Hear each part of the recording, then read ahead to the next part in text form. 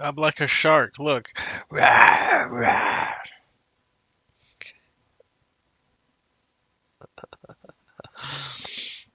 Ugh.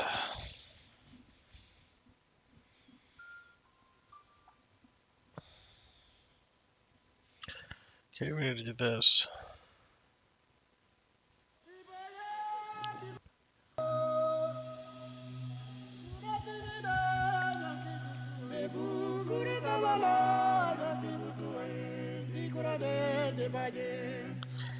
Dibaya, dibaya. That's the only part of the song that goes in my mind. Oh, fuck.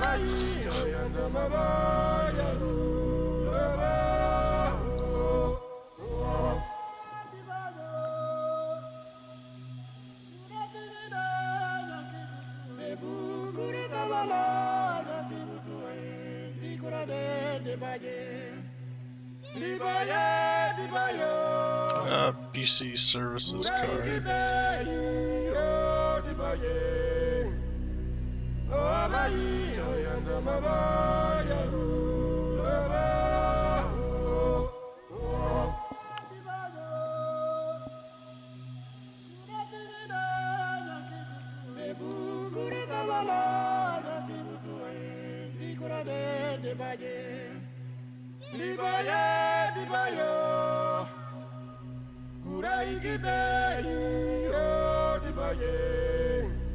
What's going on, buddy boy? Nothing much. Just listen to the tribal music of Papua New Guinea. So somebody died here today, actually. I like the guy. His name is Rob. His name is Robert Evans. Not even shitting you. It's kind of like Paulson, but he's a good guy. I liked him. There were some people, I'm not gonna speak about them. Think about it. So what the fuck is this?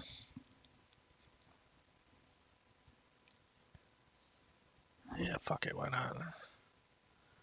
Sure. Holy shit, it's me. That has all my info. Fuck.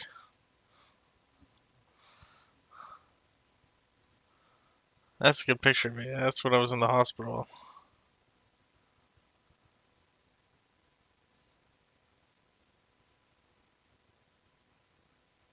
Okay. Yeah, it's one of those days, eh? What the fuck am I using this for? Oh, here it is.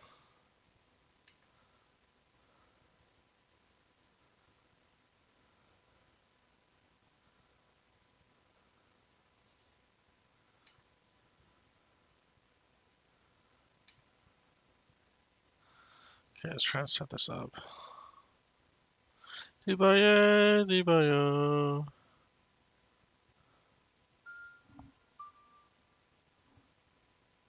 Oh shit. Well, what the fuck is the point of... Okay, I guess it saves it.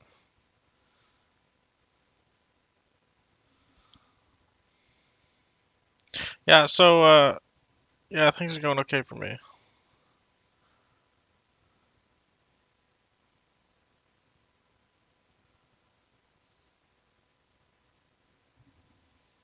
Yeah.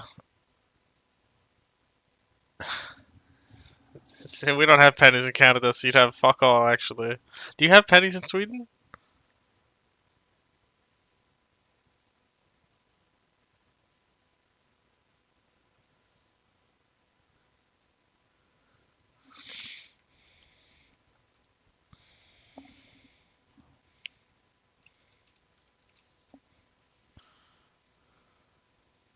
Yeah, we don't have pennies either.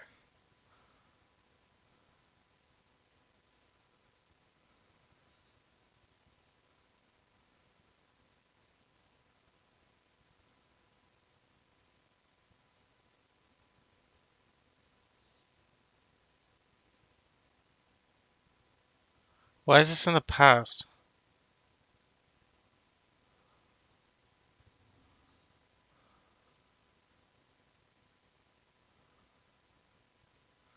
Okay, we'll do it later.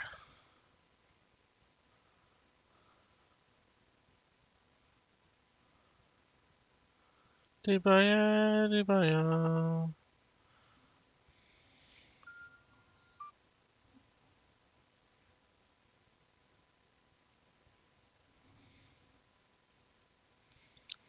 Dibaya, dibaya. Oh, is it a legal tender? Oh, I didn't know that. Why, fucking hold on. Where are you getting your information? This is not the information that I've received.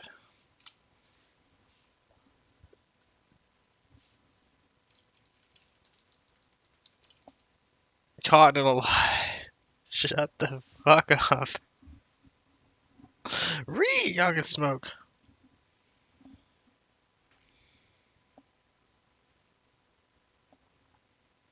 Bank of Canada, bud. Oh shit. Our pennies legal tender.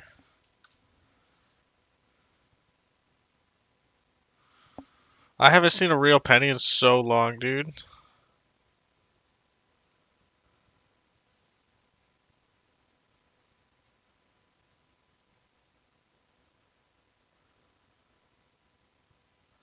This needs to be backwards.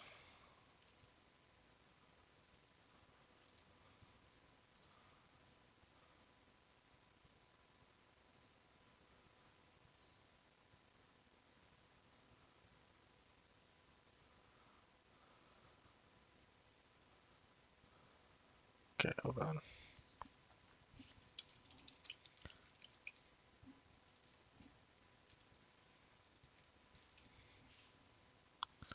Oh, whoops. Wow, this website's slick as fuck. You can tell it's Canadian because it's like really well built.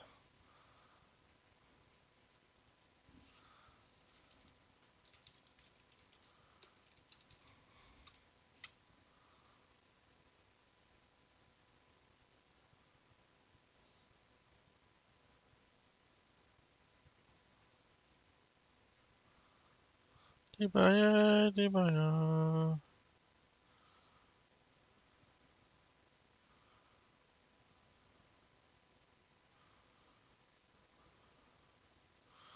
Okay.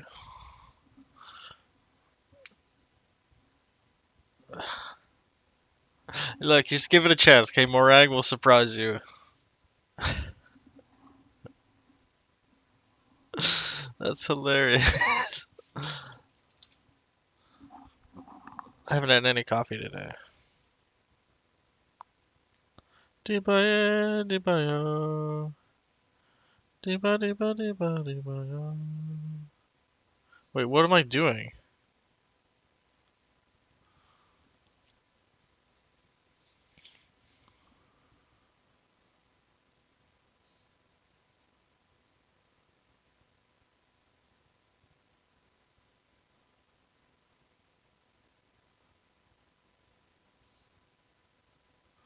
Oh shit, there's a college and university transfer application period.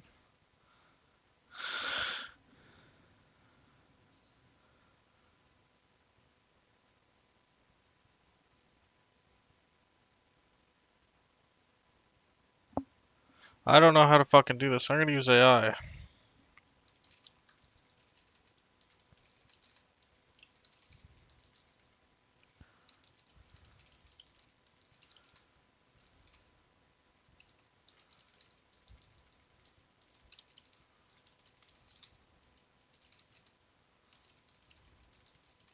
How many years ago has it been? 7?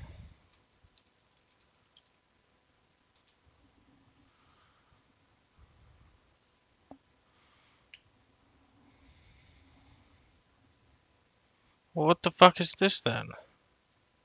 I just wanted to check my courses, bro.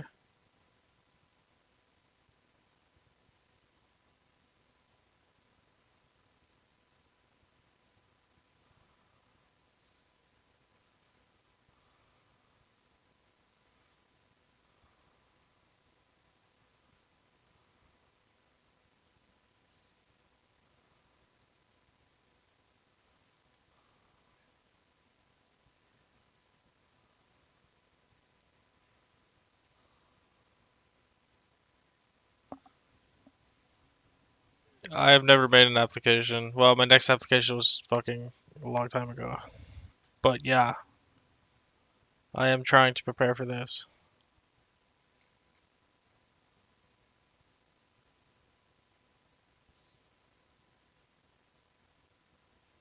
I don't see no fucking pharmacology. Why is there no search feature?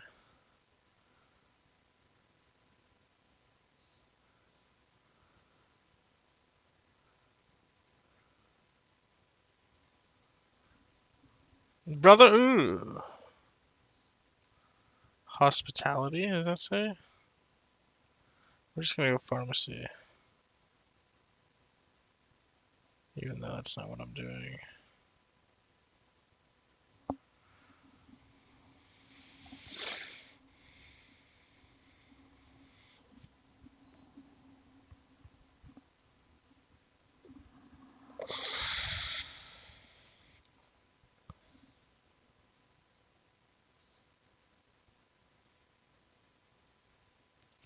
Debaya, debaya.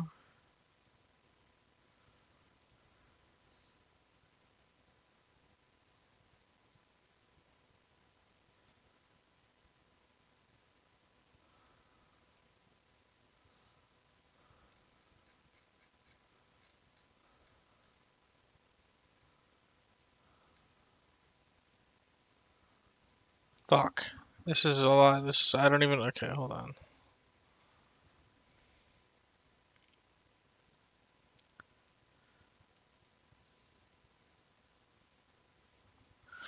What do you think? What do you think's gonna happen? You think we're gonna be able to go to university? I swear to God, dude, I'm a fucking bitch out. Yeah, I got student loans though. I got PWD student loans too, so it's all good. What, bro? What? What the fuck, bro?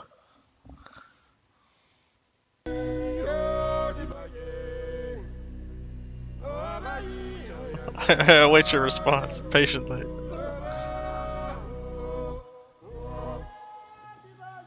What do you mean? I haven't gotten them yet. I don't actually know what they're like. Be a good experience tool though.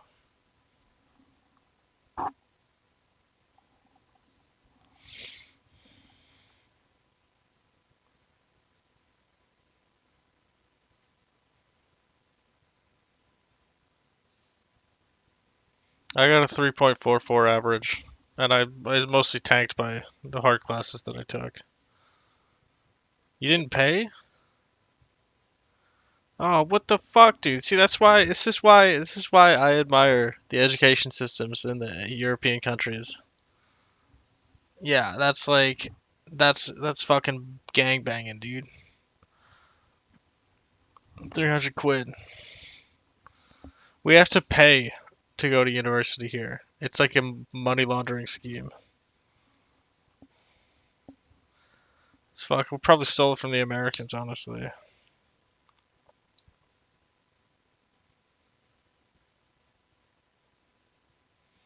Debaya, debaya.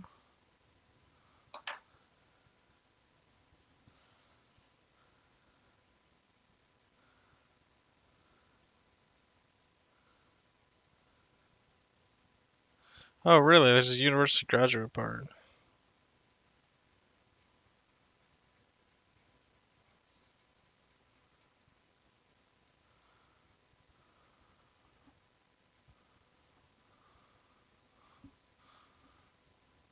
Ah, fuck. That kind of hurts. Fuck me, dude.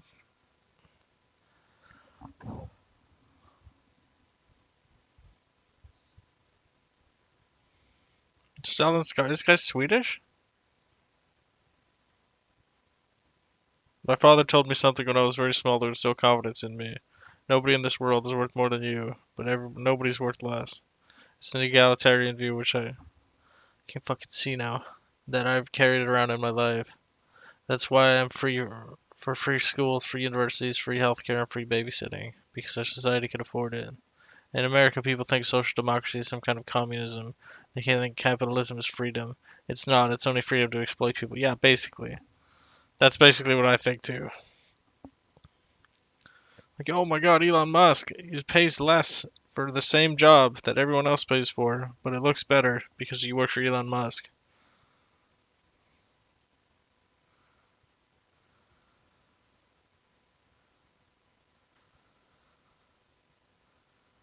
Okay, let's try this again.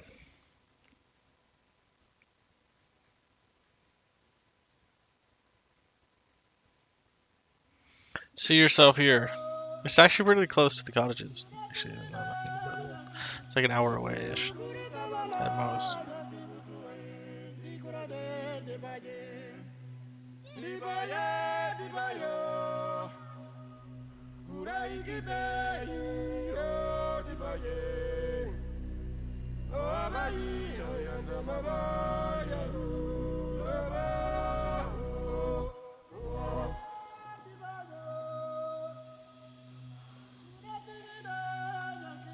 Yeah, I don't really understand this because it says I can't apply until the college and university transfer application period.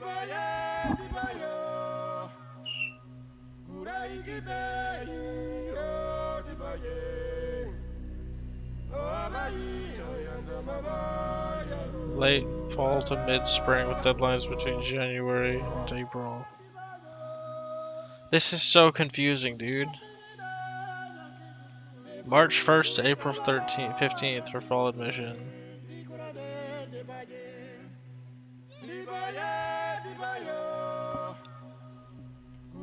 Yeah. Well, fuck. That means they're gonna have to fucking... Okay, that's fine. Oh, shit. Wait, that's not right. Whew!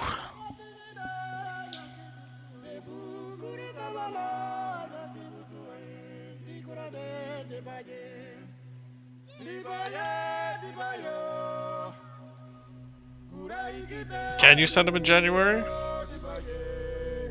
Did you get the grades required for your grad program?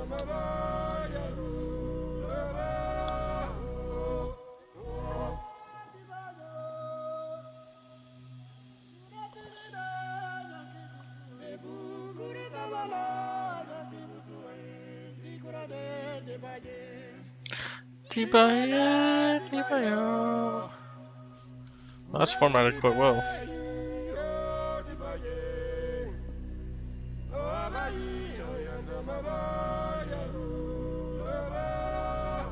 That's awesome, bro. Oh, you haven't got okay. Well, you will get it, trust me, because everyone's the same. Egalitarian. What the fuck is that? Contact admissions counselor. Fuck yeah, we'll be college bros, dude. We'll fucking go to frat parties, we'll go fuck whores. You know, we'll go fuck those sluts. Could you imagine them fucking thinking, okay, here's the thing. When these fuckers were singing their song, they were not talking about doing drugs, fucking whores, and having guns. They were talking about life. And the lyrics are literally...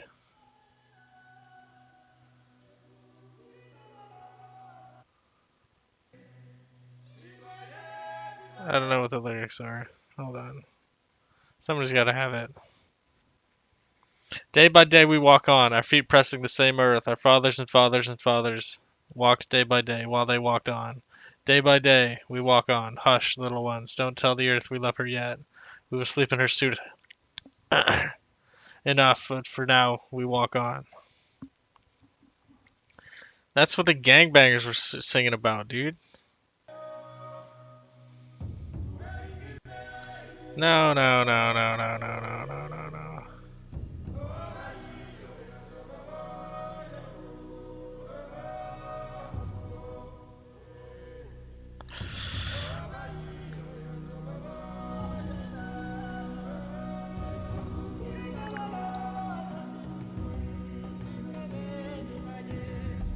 Dibaya, Dibaya.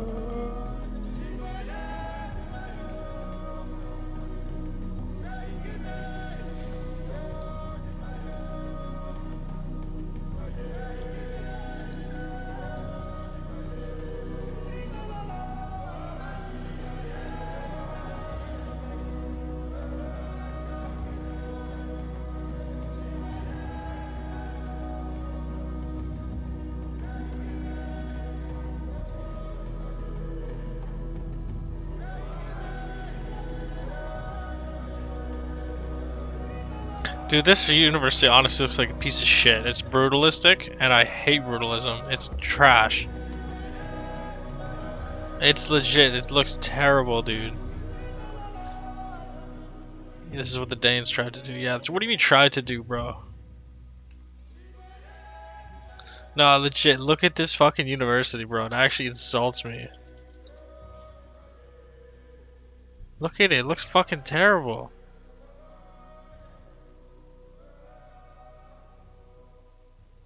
Like, it's all fucking concrete, dude. It looks like it's a prison.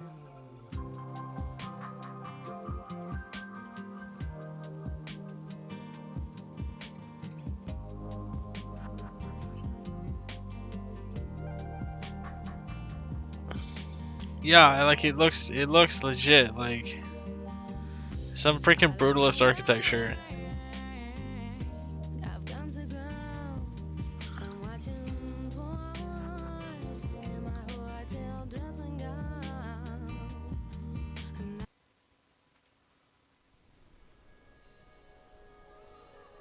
I mean, legit, the pictures actually make it look cool. But like, dude.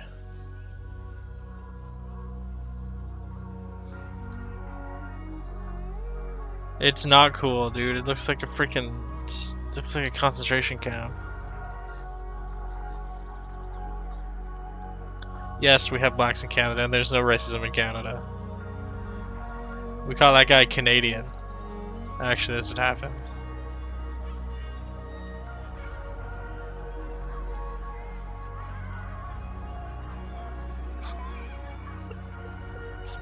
This is a joke. Look, it looks like a freaking dam. Oh, the winter vibe, though.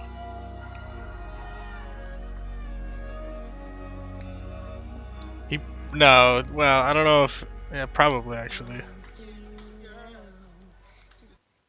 I only like the intro to that song.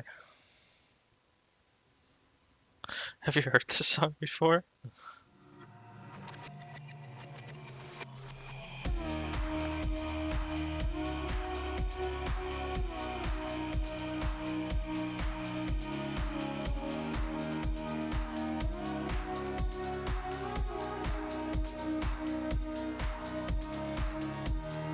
Really? That must have been fucking awesome. It was dark as shit all day, dude.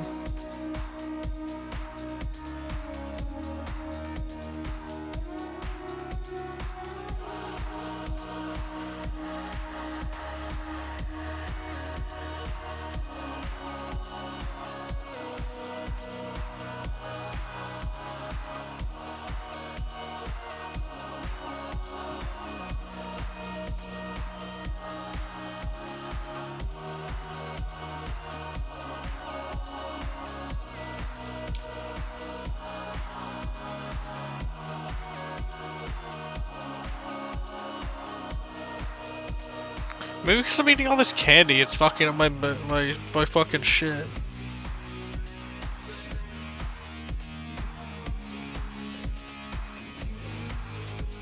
I listened to this song High on Ecstasy and never touched it again because it kind of fucking spooked me out with a friend.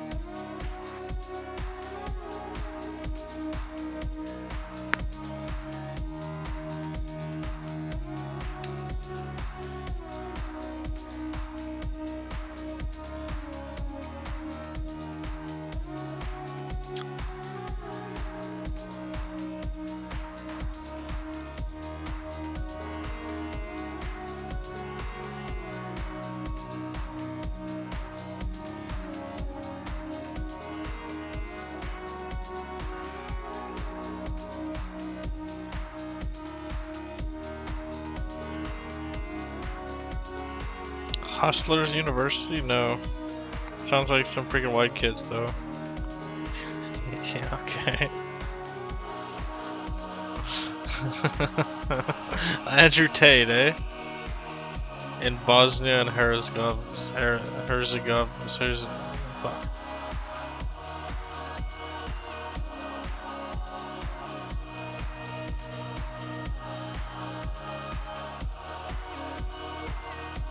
Yeah, we got Hosers University here.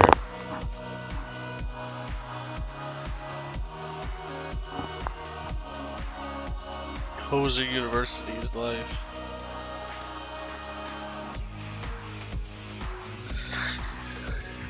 Okay, what else do I need to do? Oh yeah.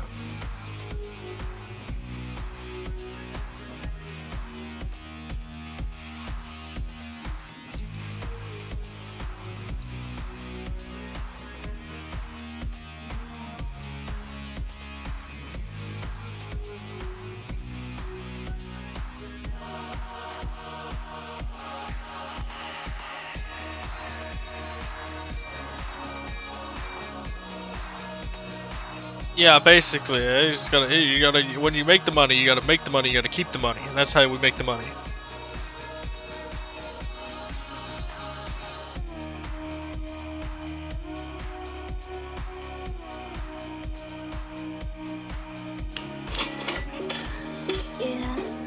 Yay! I love the song. I'm so dead. What the fuck? I follow her because she's hot, not because she steals people's money. Graduate you of University of Hosers. Where's freaking Andrew Tate? Oh, don't look at that. Look, I'll show you how to make money. Okay, here it is. Here it is. Here it is. Here it is. So what we're gonna do here is we're gonna be rich. Work works. Work works. Zug zug. Dabu. Hold on. How similar is this to this song? Have you heard this song before? It's a fucking wonder.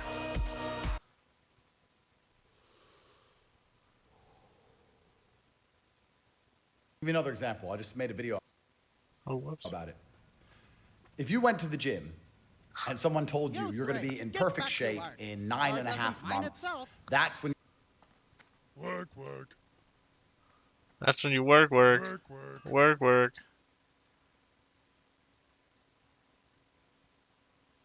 you're finally going to have your six-pack, you're going to be in perfect shape, and the sun is going to hit you, and you're going to look amazing, and all the women are going to want you in 9.5 months at 10:34 on a Tuesday morning if you stick to this workout routine.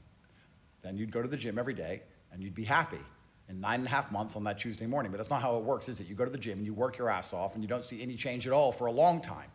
You have to believe in the training, believe in the work you are doing, believe in the end it's all going to pay off. That's how the gym works. Oh, That's yeah? how money works. That's how everything works. Most of you are capable of doing it for the gym. You know that if you go long enough and train hard enough, you will get the Why? result in the end, but you're not capable of doing it for the money. You're not capable of saying, if I sit here and I continue to do this, if I stay on the right path, We hard not so you can't have any. We have what you call monopoly.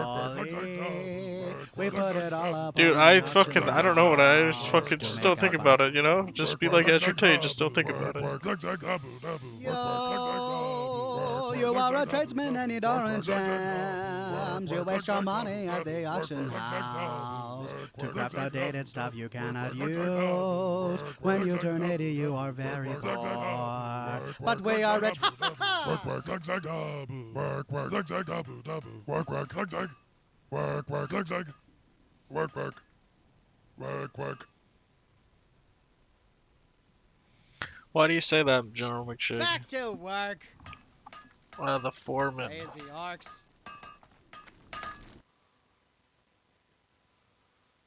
Why you got that filter on? What? I'm fucking Why you got KSI. How about you search me up on YouTube and look me up? Fuck off. That is speed. It ain't Speed, why you- fucking speed, mate. Speed. Take the fucking filter off.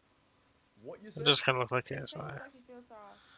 All Have right. the orcs tried social democracy? They have not. They're all about war and freedom. You know, break these chains, you know, look how it's going for them. They're, oh my god. It's a ghost. Oh, that's not speed. I say I told you. What on mother? You stupid. Okay. Who's that? Well, you kind of look like that nigga that's behind you a little bit. You Me? think I'm cute, my heart? She think I'm cute. She wanna have sex. Damn, what's your name? My name Missy. What's your name? My name Kyler. Freedom to fucking do more war. That's the thing. That's like America. For America, like the orcs, Nah, they just I'm want to good, fucking my heart. fight I'm just shit looking at you. You feel me? and just kind of How go you to looking war. at me? My face is showing. But every Yeah, time why somebody you goes to black? war, they're Why just you like, got no, black we're not skin going to go to tone? war directly. We're just going to supply you with tanks Nah, you bugging out. You and a heard? bunch of military Let me see supplies. your face though. Let me see what you working with.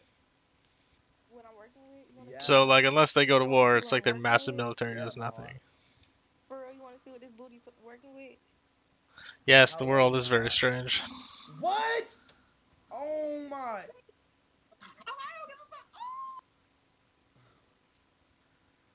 Cupcake from Nigeria. Who? What is cupcake? Yo, cupcake. Sleeping. Yo, Yeah, reality is absurd. you sleep. You alright? And there are no dicks on this, Whoa, whoa, whoa, whoa, whoa, whoa, hold on. I had to skip that. Conscious sex on that type of time. Cause you're not so right. Yo, my heart. What's up, my love? What you doing? Wait, why didn't? Hold on. I'm having malfunction problems. What the fuck is going on? yeah, reality is just Do crazy it! as shit. Like, I'm fucking normal as fuck, dude.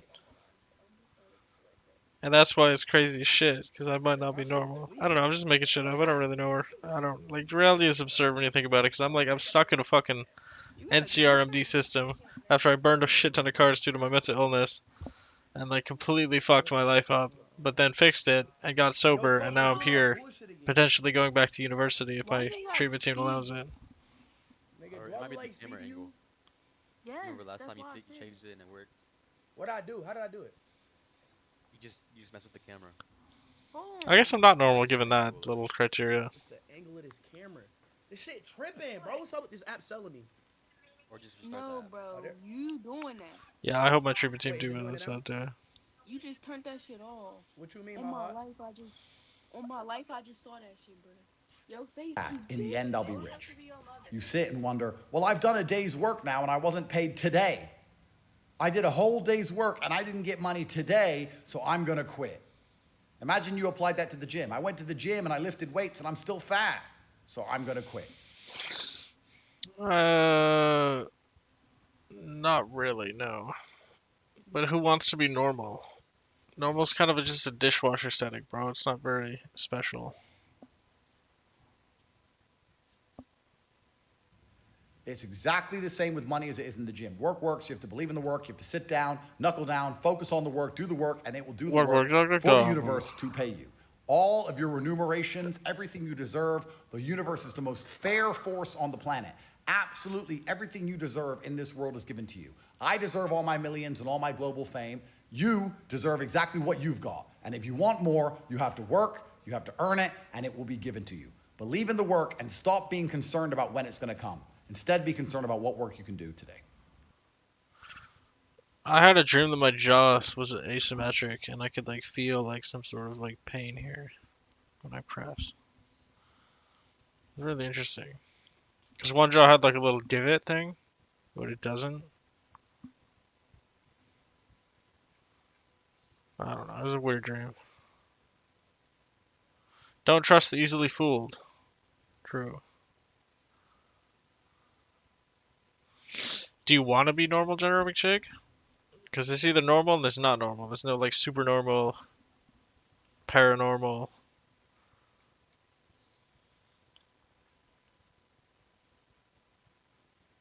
I put it like this. I'm trying to do what I need to do, get my behind back home. Oh, okay. I ain't gonna lie to you. Are you feeling this one? Or you want a different one? I'm old school hip hop, bro. I don't need this trap crap. All right. What are you feeling? What do you want? Something old school. Okay. And what you're gonna rap for me? I'll rap Okay. for you. What are your favorite instruments? Fucking to it's like hear in a beat? Lester. Oh, God. See, you Right now, right? I have this sentence I'd like to think. What the fuck? out here, you got an ad suite. I want to figure out what you want to hear. I like piano, hard want nice beats with good rhythm. But the chords are smooth. Could be smooth, but again, I'm old school hip hop. I got you. I ain't with this trap bull. Okay. I'm excited. I'm ready. I know. Let me figure out what chords I'm gonna play. All right. Yeah, figure that out. Okay.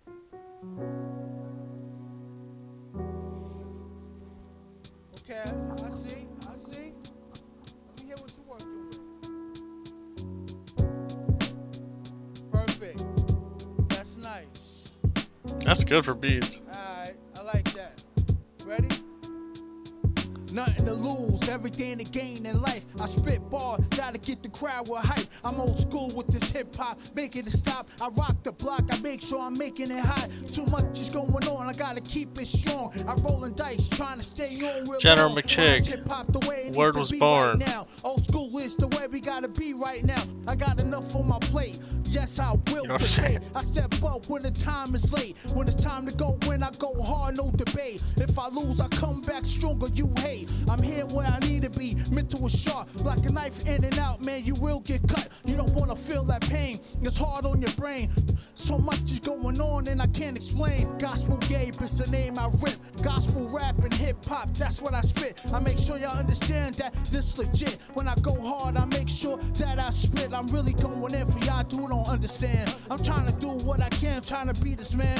47 years old, yet I still stand. I'm doing what I gotta do, trust the God in every hand. I'm looking at a crowd that's hype, they recorded. TikToker on a mic, he's still roaring. Yes, I know what you're doing is right, the beat is nice. Yes, so I'm flipping it right. Third base, No, bro, it does matter. What sentence would you... Oh, wait, you have the sentence you'd like to think? As in, like, oh, I thought you meant like you were trying to formulate the sentence, but you didn't... Okay, no, I misinterpreted that. No, what was the sentence? It does matter, man. remember the gas. Okay, yeah, you were trying to formulate it. I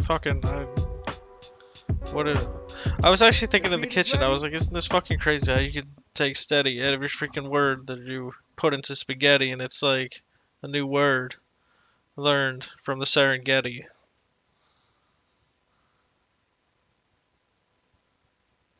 You know? Because, like, you could take... We have the comprehension of gods to be able to comprehend everything around us using words. Do you write these yourself? Yeah, a little bit. Alright, Yeah. so I need to know. Little bit. Alright. I hear echoes of hip hop throughout my timeline. I was just a child listening for the punchline. I kept hearing KRS Punchline. It's lunchtime. That's why I rewind it. This was a Speaking battle. of, right, Hip-hop here we was go. the stage. I was J.O. Speaking of listening to mixtapes. Dwight. The response was crazy, out of control. My name is If Dwight the 'cause I'm a shit white responded, guy KRS exploded. inside. Hip hop is the reason why we overloaded. I was learning Just to rap. at the start of your making song, what? mistakes. Yeah, I was alright. watching Beat Street break dancing on tape. Listening to G-Rap ride beats, no mistakes. Yeah. I think Songron, I said something really racist. Someone to pump out another sec.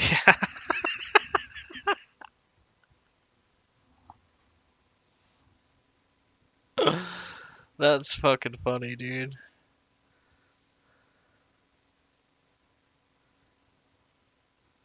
How do I...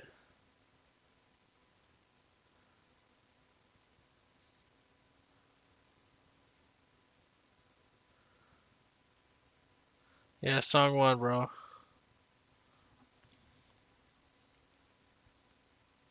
Let's pump out another song, bro. You ready? I look fatter now than I do then. Oh, hippity hoppity. This is fucking dippity doppity. The Doppler effect. Piano flow. Dontre the Dolphin ho. Dolphin. Rudolphin. My Who's pants, 'cause Rudolphin? he's Reindeer. Oh, that's what I mean. And deer in my pants. That's right. That's right. That's right. That's right. Stand up. Stand up for the crowd. I.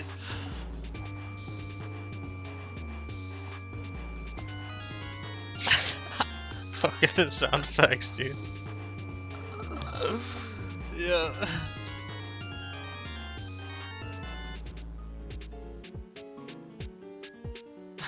Enough of this audio nightmare, please. Alright, let's see if we can speed it up.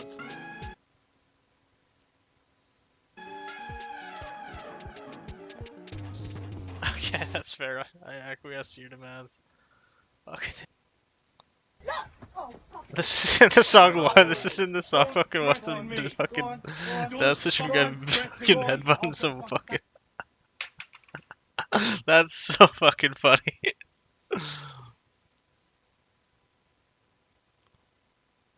Oh, this one's probably my favorite.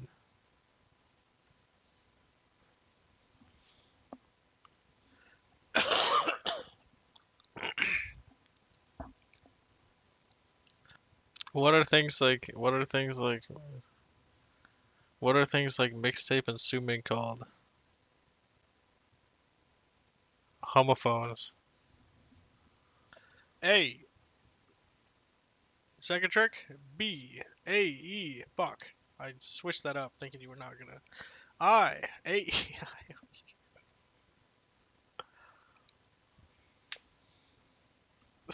That's fucking funny, dude. That works, eh?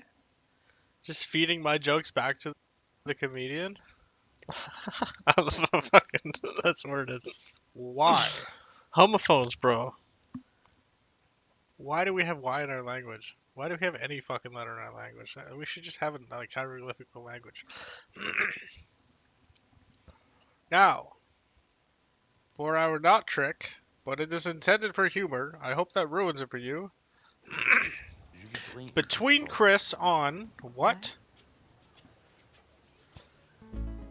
Chafé 20 and Coustra. Just seal shoot day. Will be 5. Lemon. Besto. And Shad. Deputies. Back. Back.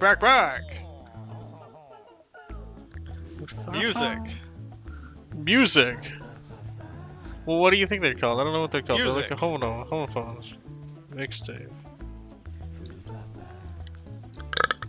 Excuse me. Music. Come on, get to the lyrics. I am on olive oil, Jello, super mushy. Malapropism, actually. Sugar. On.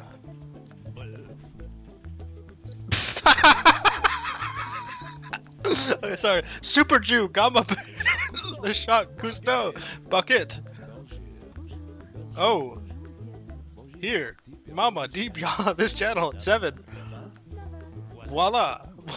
Was a super water pack. It's a fucking homophone, dude. Music. I let this go take anything you take. Days of a big deer. Indeed. I can. Oh, here it is. No, you're right. Malapropism. What did you ask? You asked cable? I. Slash. Laughter. We. Let me see. Man. Real? Piece of. Oh. In. The compare. Oh, so okay is a malapropism. Propism, actually. Peprisium. No.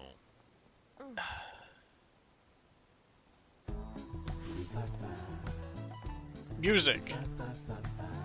Cabal. Oh yeah, did he? Why would he say that? Music. Okay should be in here. Music. Oh shit's not.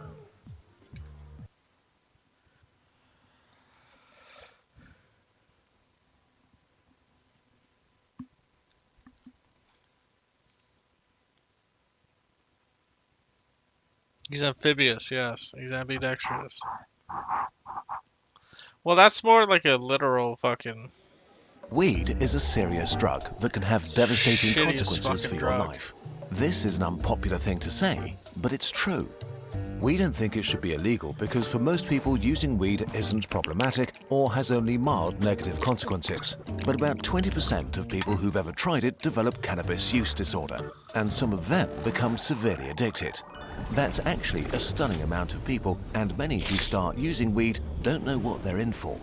In the US, daily or near daily weed use has skyrocketed since way before legalization, and there are now more daily users of weed than drinkers of alcohol. And most daily users consume very high amounts. In 2023, 1 in 15 adult Americans were suffering from some form of cannabis addiction. In England, cannabis is by far the top drug teenagers seek help for. Today, we'll ignore medical use, casual users, and people with mild problems, and instead, we focus on the people who have a serious addiction. You can't or just are tell in people who danger have a of serious developing addiction one, to stop. even if they're not aware of it. Weed is usually discussed in the context of teenagers because using any drug while your brain is melting and rebuilding itself is a bad idea. Instead, we'll have a frank conversation about how it affects you in your 20s and 30s. We'll combine research with our own personal experience of weed addiction. Unfortunately, we do the have wording is kind of gross. We'll fix you. As if you were broken. plenty of both. Please check out our sources, but also know this script is written by someone who used weed daily for 15 years before quitting. Okay, so let's get into it. Becoming addicted by accident. Most people slip into addiction gradually and slowly. They start using weed for a variety of reasons, to experiment, to cope or unwind from stress, because it's fun and easily available. Weed can make you feel more alive and things more exciting. Music sounds better, movies are funnier, food is a delight. It can be great fun with friends and a major source of comfort. The frequency with which you're... It's interesting that drugs can exert their effects, not similar to the endogenous neurotransmitter. That they also... Yeah, that's why I'm sticking to crack as well. Because like anandamide is the cannabinoid receptor agonist.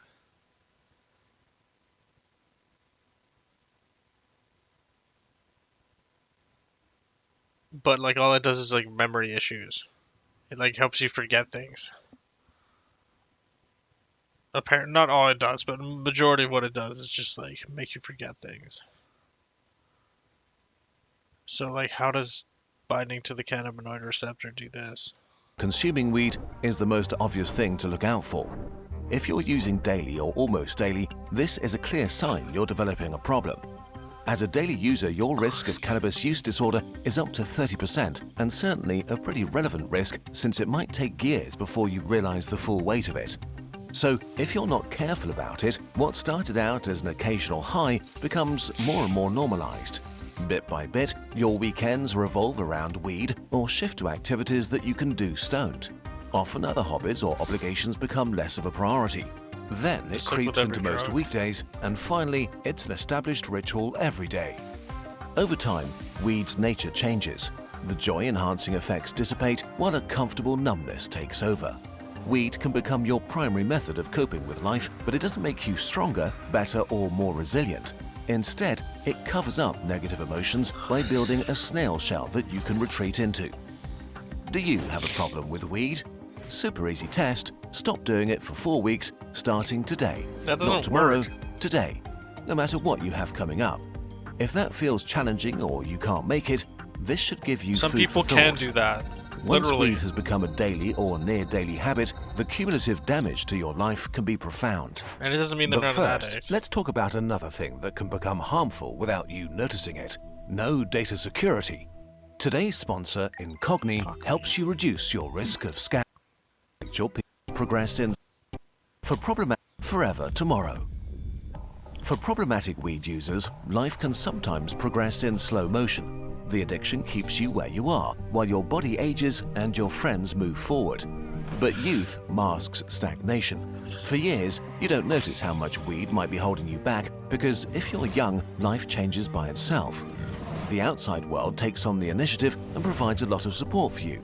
You're surrounded by peers, may still have childhood friends, progress through school, start work or university, and find new places and friendships.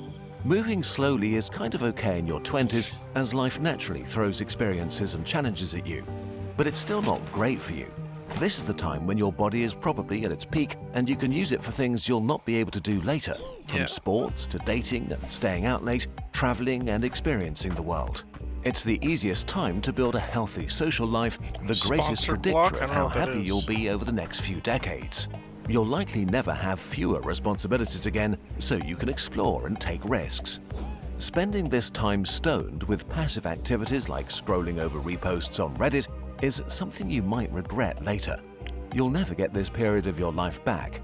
See, As you I age did a out of little your arson in my 20s, 20s. Things change massively. And that's, Around this time, most people naturally tone down their weed consumption or quit entirely.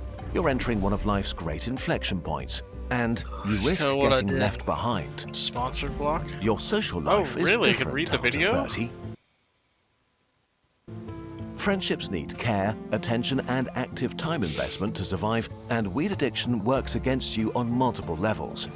Studies show that for some people, weed can worsen social anxiety, especially if you start using more and more. And once you feel anxious about socializing, it becomes pretty tempting to just stay home and avoid events or new experiences. Since weed numbs feelings, it's easy to push away FOMO or guilt about canceling last minute. Oh wow, it works. You'll go next time. But will you? Speaking from personal experience, you may turn into a friend that's unreliable, flaky, or rarely shows up anymore. But the more opportunities to hang out with friends you skip, the fewer will be there in the future. Especially if you do weed alone, it can become the central focal point in your life. Reports show that many people with addictions gradually reduce the activities or hobbies they once enjoyed in favor of consuming. Bit by bit, this can make you withdraw from the people in your life. While this can be pretty bad for your social life in your 20s, it may be catastrophic by the It's more time of you the turn same 30. shit, it's just a social Because isolation. in their 30s, most people are plenty busy. Careers, partners, travel, children, and their closest friends are now priorities. Free time becomes super valuable, and casual hangouts turn into two adults comparing their calendars. So people in their 30s are way more selective about what and who they spend their time with. Smoking a joint drops way down their priority list. Even without falling out, you may simply become incompatible if your identity becomes tied up with weed or when your friends have a lot going on and you don't. This happens a lot without weed, but weed can supercharge it. So many problematic weed users focus on a small circle of friends and acquaintances who are also using weed. This can create an isolation trap. If your friends quit or they withdraw to use it alone, you can face sudden isolation and loneliness. Or you may feel pressure to keep using it because you're scared of losing your friends. It's harder and takes longer to make new friends in your 30s than in your 20s, so to change your situation you need courage, energy, and motivation. Things weed addiction makes much harder to master. I isolate too. Worse still, people I who don't feel really give a lonely fuck. tend to use more weed like to you cope, guys. which is linked This to is what even I more like to social do. isolation. Weed can fill the role of your best friend. It's there when you're lonely, it makes you feel Cooking every okay in the drug. moment. Your love life can also suffer. Social Has to have anxiety and weed. complacency is a great motivator to put off dating and having sexual experiences in your 20s, and it doesn't get much easier as time passes. In relationships, weed addiction can be extremely disruptive. Reports show that partners of daily users can feel neglected, that couple communication can break down, and that trust evaporates. The addicted partner usually doesn't realize how poorly they're handling relationship issues and can be blindsided when their love leaves them. And to be frank, in their 30s, people want a partner who's ready to share the growing responsibilities of adulthood and wants to build a life together. The older you get, the more unattractive your weed addiction makes you. Okay, but who needs friends or love if you have a career, right? Well, the achievement delay machine. Long-term studies show that heavy weed users are more likely to end up with reduced academic performance, a worse education, lower income, less savings, and less stable employment, even when compared to people from similar family backgrounds and social class. Many people with weed addiction struggle to show up for work. They're not productive, they procrastinate, and they That's fail awesome, to meet bro. their It makes me feel really responsibilities. good. The I consequences appreciate of you missed even more. opportunities and bad decisions slowly accumulate. Oh, that's fucking epic, bro. Did you watch the Kurt Scat video on loneliness? Maybe you skipped Well, networking this is one of the worst events, things you can had do to no them, according ambition, to them. and didn't get promoted, You're doing or it hopped yourself. between entry-level jobs. It's also much harder to build up savings since the addiction can cost you thousands each year. How is your, In your 20s, sister doing? you transition from being useless to being good at something. And so in your 30s, expectations from others Oh. and yourself change sharply. I wasn't sure how I would ask that, but I am curious. After you were like, yeah, I don't want to really talk about my personal problems. But if you don't want to answer that, then don't answer that, you know. People tend to cut you a lot of slack when you're young, but this has an expiration date. The older you get, the worse it feels to compare yourself to peers that are moving on in life and Well, that about beer back. I appreciate you, Burrock.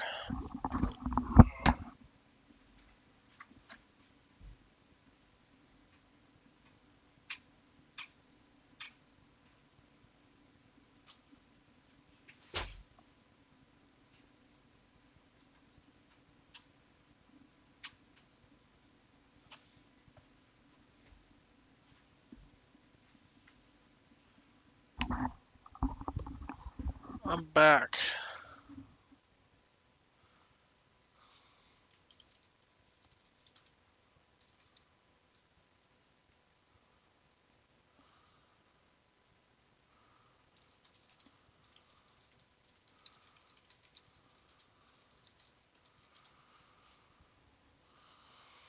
start achieving things. And it's not just career goals. If you spend a decade or two using weed all the time, you grow less as a person.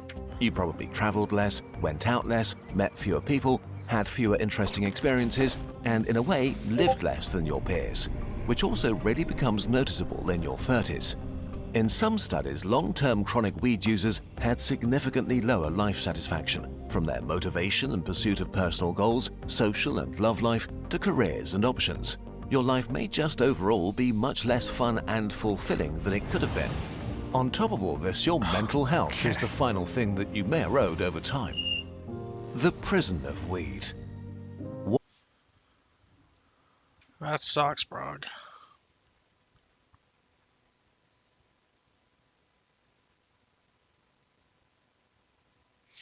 I don't really understand why people do that. Like, why governments just force treatment on people. Or, like...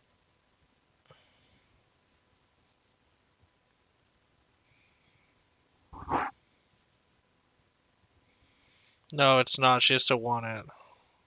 Oh, fuck. I just pulled two long hairs out again.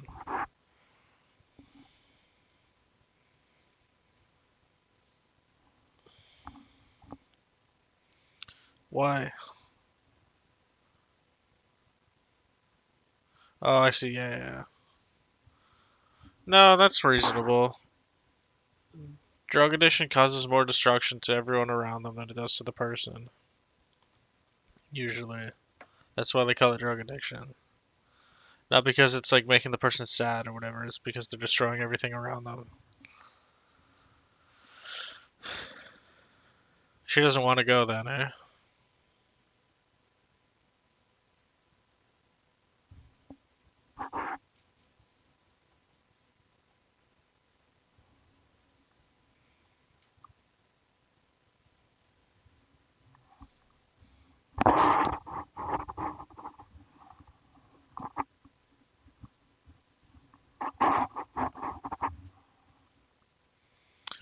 Well, I'm sorry, Brog.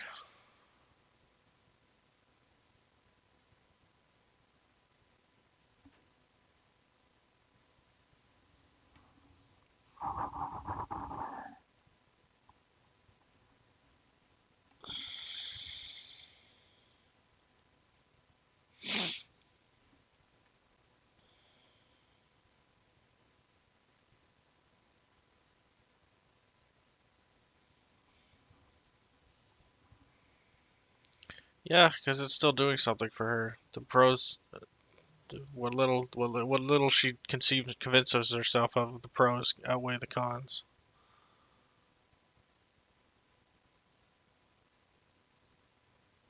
It's such a hard situation to be in when somebody you love is doing drugs like that. Because it hurts when they do drugs.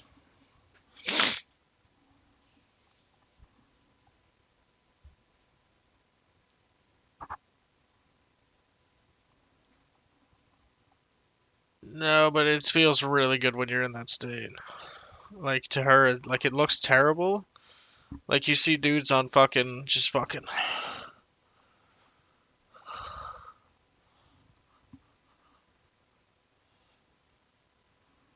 But they're having the time of their lives. They wouldn't even remember it, too, because they're that high. Yeah, I'd say it's probably better.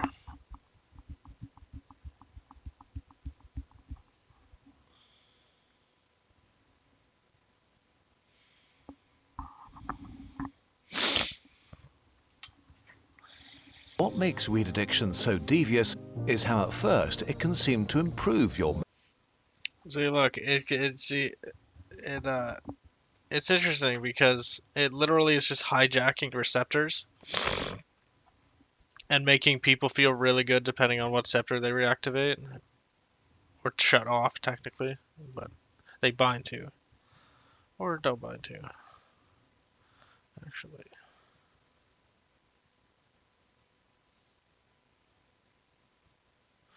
I don't know of any sodium channel or ion channel blockers. Ion channels like get too high. Glutamate maybe.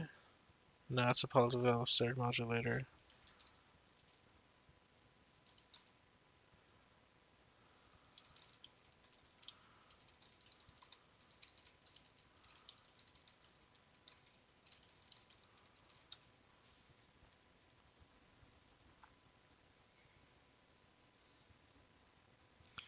Yeah, it probably is better than what she experiences normally, which is the most that's the most addictive part right there, ever. Whenever you do a drug and you feel substantially better, like noticeably better, like leagues better than how you feel normally, then that's gonna make you addicted to it, just 9 times out of 10.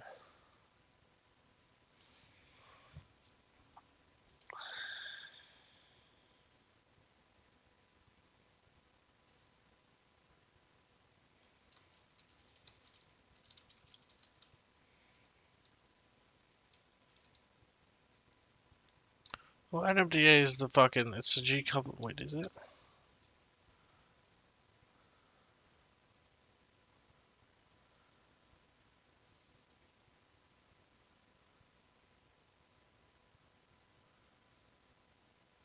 Calcium too, but this is, they just antagonize it.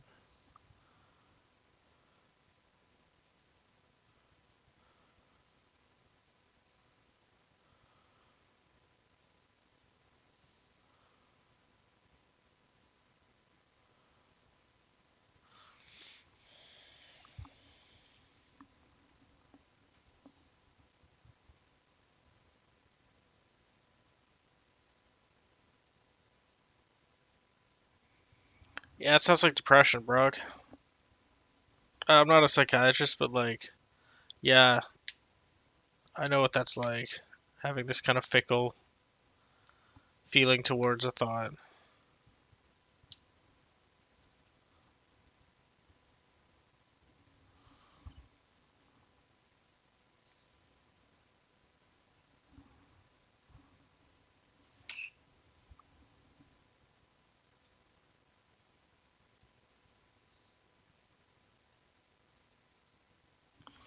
Like, I can fucking load up a video and instantly get brought back to when I was freaking in massive amounts of pain.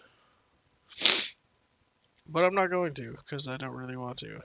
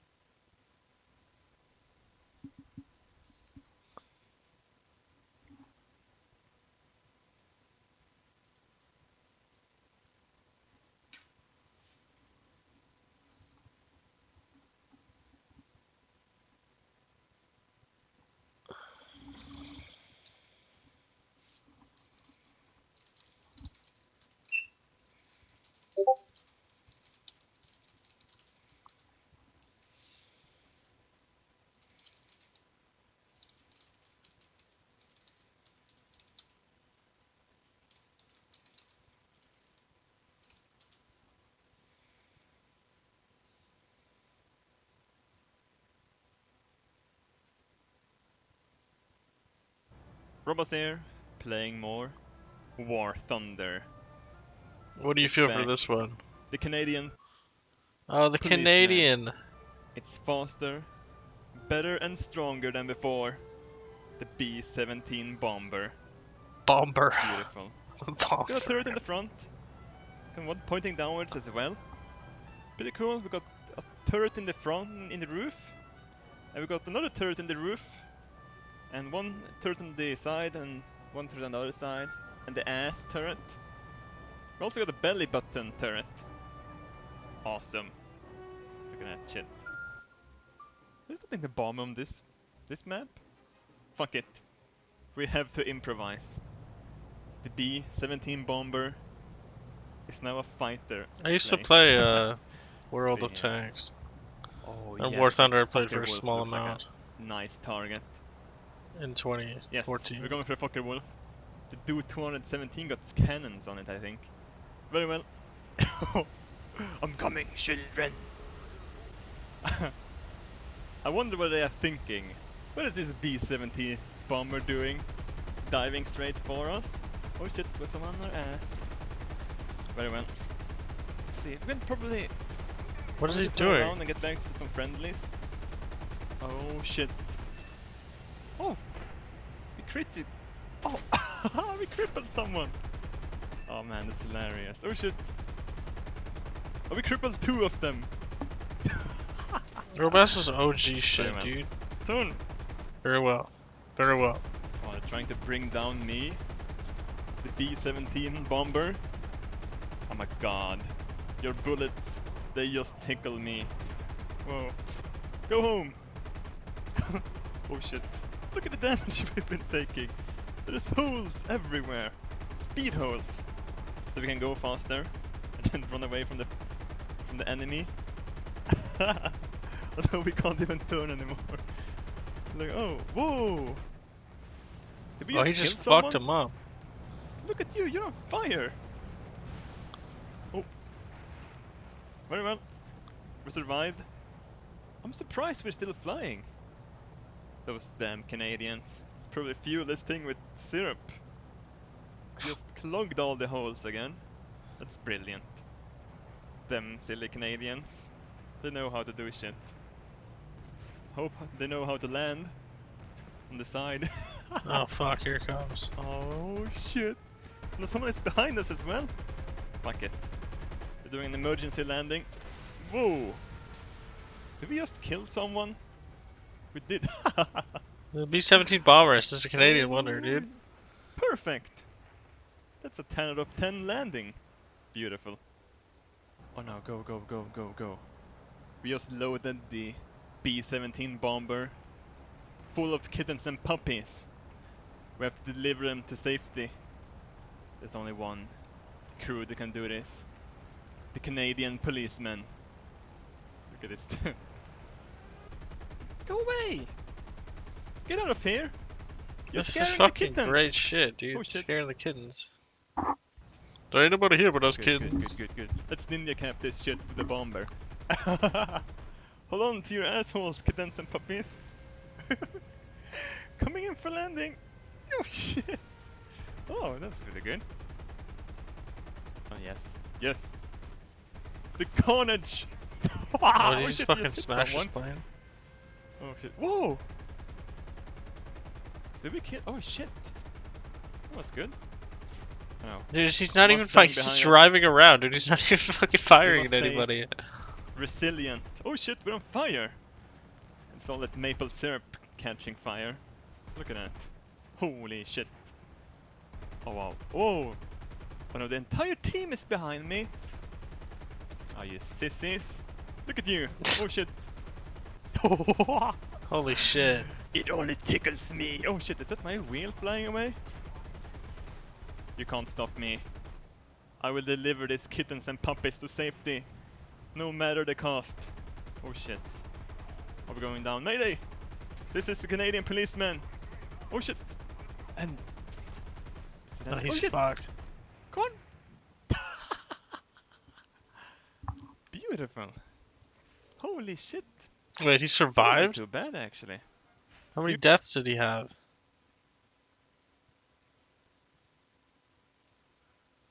Usually I don't play arcade with this thing.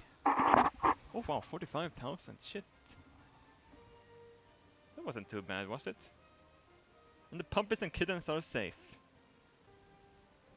Okay, we're playing realistic right now. Historical, it used to be called.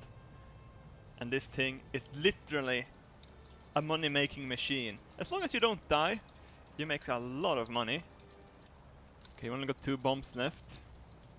Let's drop them and go hunting some fighter planes.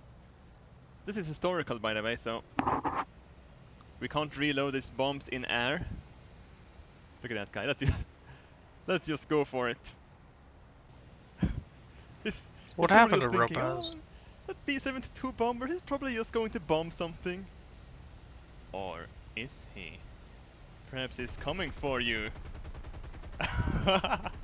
Oh no, he realized it. Oh shit. I wonder what he's thinking. There he now. goes. What the fuck is this idiot doing? Go back. Oh shit. Whoa, whoa, whoa, whoa, whoa. Oh, is he really? Let's watch him. Oh shit, this is realistic. Oh, you can't control the plane as good then. Ah. I want to ask him if he was in that video, Evil Daedalus? Was it? Or was it somebody else?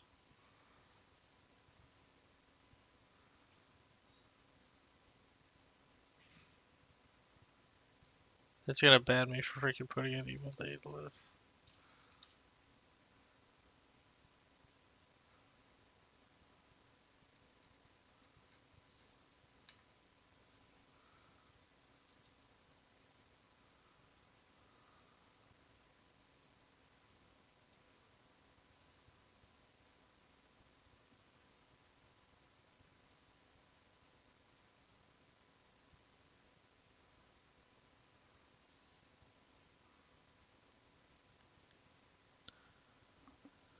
Wow. God. Okay, are you cheating? Yeah. You're killing me.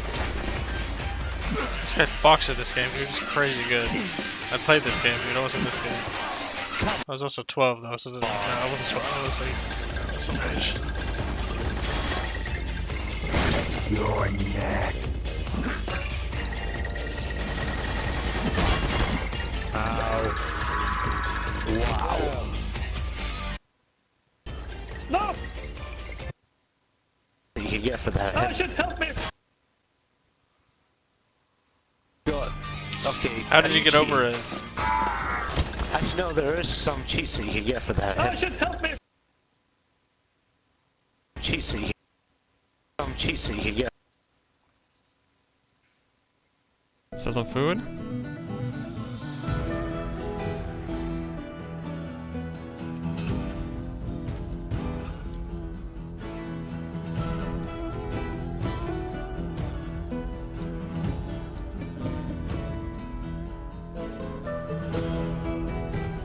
Oh wait, hold on.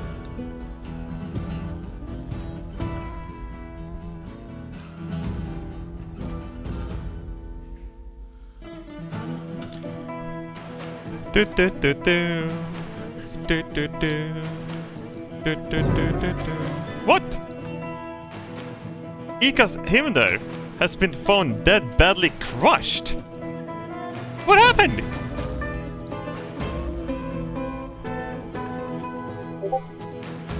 Yeah, I fucking knew it. You continue to impress. I am powered to elevate this land in the eye of our realm.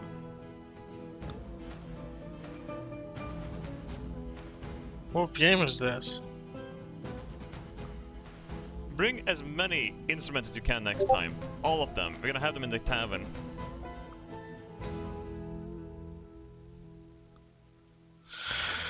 Death by 3. Do we have enough tombs left to house these people? Yeah, we have 2 tombs left.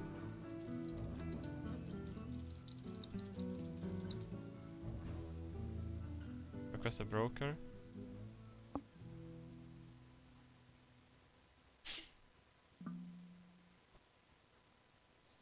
I want to hear a new tavern song.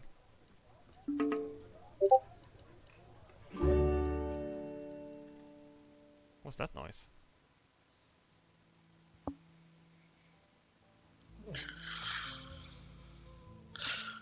Oh, yeah, he was put in the grave.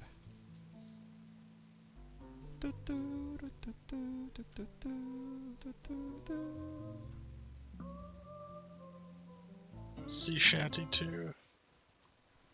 Get around the corner här då. Jävlar, de skjuter ju! Oh. Heter det lugnt. Take it easy. Don't speak Swedish, Robert. It's like speaking some super highly intelligent language, alien language. No one will understand Swedish. Fan sköt han från? Hennes och Maurits. Oj jävlar, de äter godis där uppe. Oj jävlar! Jäklar! Aimbot. Oh shit! Fuck, vi skulle väntat ett tag. Då kunde vi fått ner dem där istället. Steve Higgins. Fergus. Nej. Oh, it's Kerbal. Nu är det olidligt spännande. Oh shit. Jag har en plan. What did you say? Jag klarar mig in till detalj. I don't speak this god alien language. Twisting the nipple. Twisting the nipple, yes. Men det är ju lysande, Sickan! Got that. Kom hit era jävlar!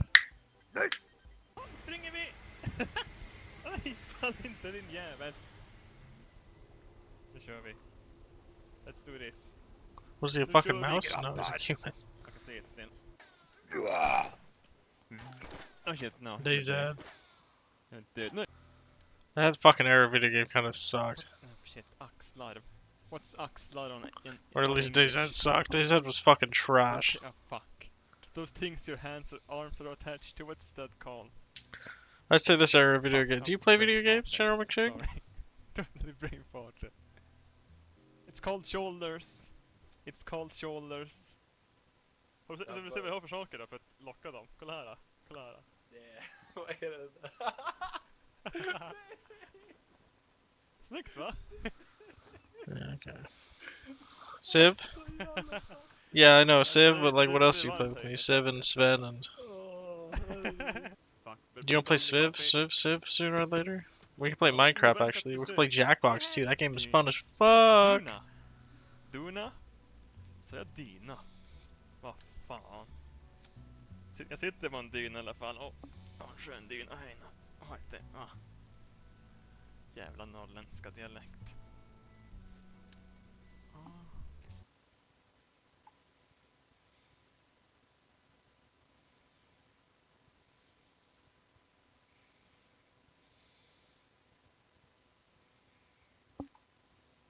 I played Minecraft this week, or at least last week, or after you asked me.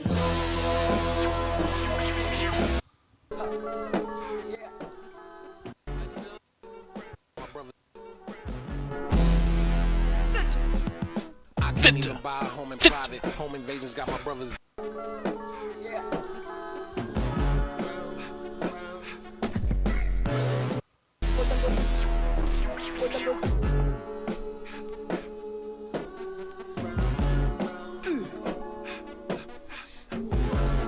It is actually a pretty good game, Minecraft. We can play Minecraft if fucking Buzzy's not working.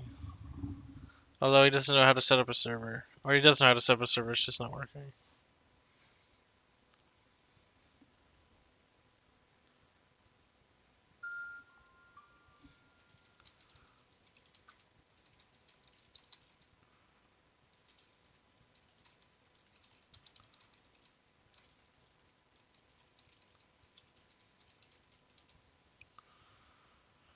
He's just not working. Look at the jar files not launching.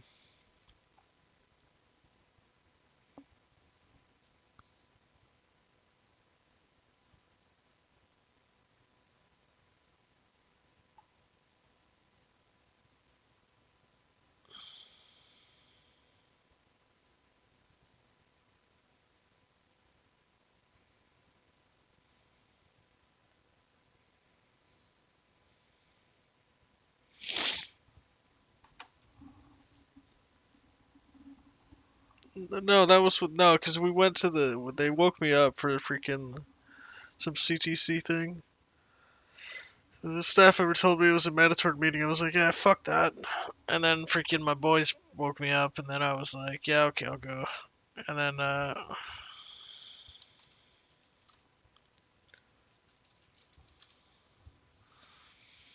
then I liked him. He was a very social chat. He wasn't that social, but he was very social with me. He was like, hey, how you doing? Like that, like almost exactly like that, if I can hear my voice correctly as you hear it.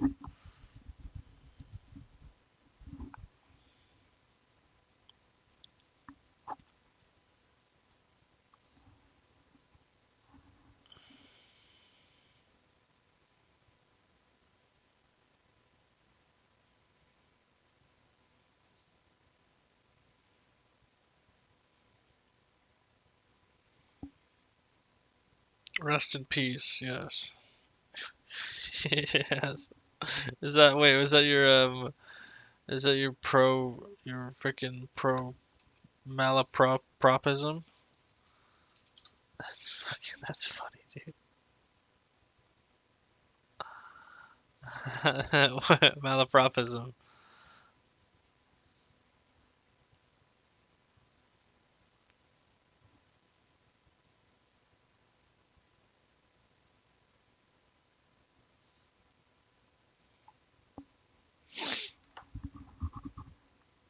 Rest in peace.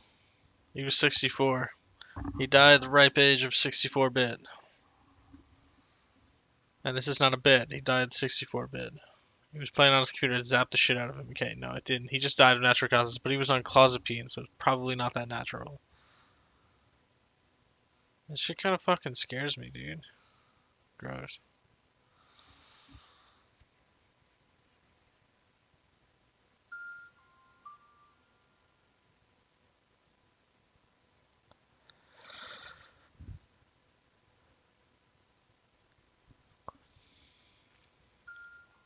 Did Aqua agree to the ULA? I don't know.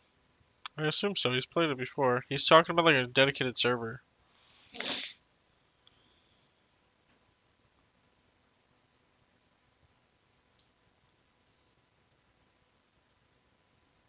I'm starving, brother! Mental health. It can calm anxiety or depressive feelings, make you more relaxed and feel less lonely. But weed acts on your brain's reward system and the effects can flip without you noticing.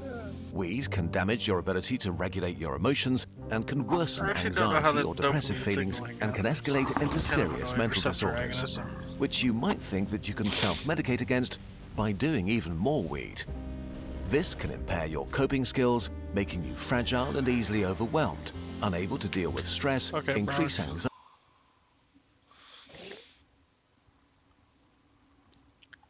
I will see you tomorrow. Or, talk to you tomorrow.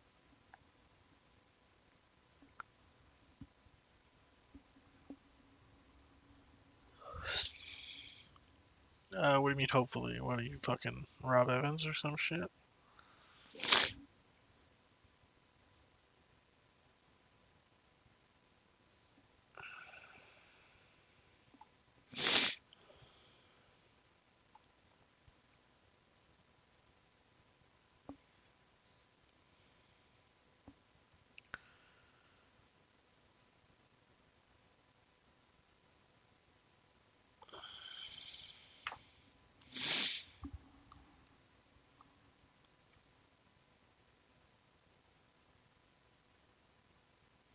Fita.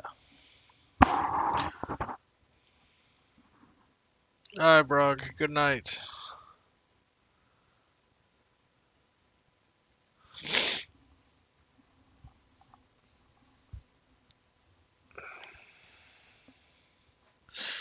Wait, what? What are you talking about? What are you talking about? Vita!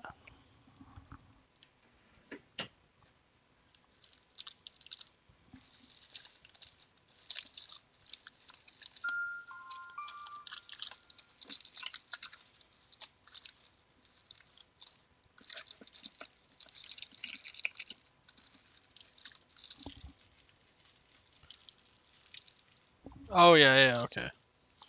Yeah, okay. Oh, I see the hopefully. Right. Sorry, I have a short-term memory of a fucking goldfish.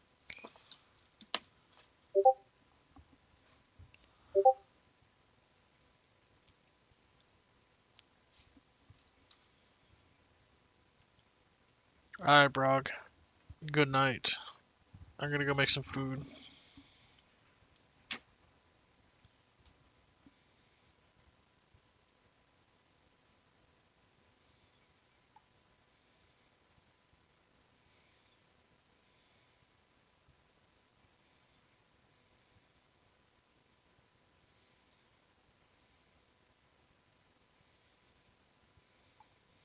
Good night.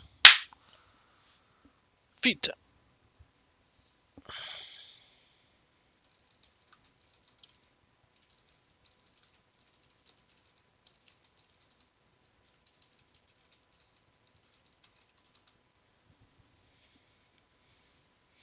That's so sad, actually. That's hitting me now all of a sudden. Dude just fucking died. His life was fucking 8 years in fucking some shithole full of asbestos. Oh yeah, she wasn't in the asbestos trailer, but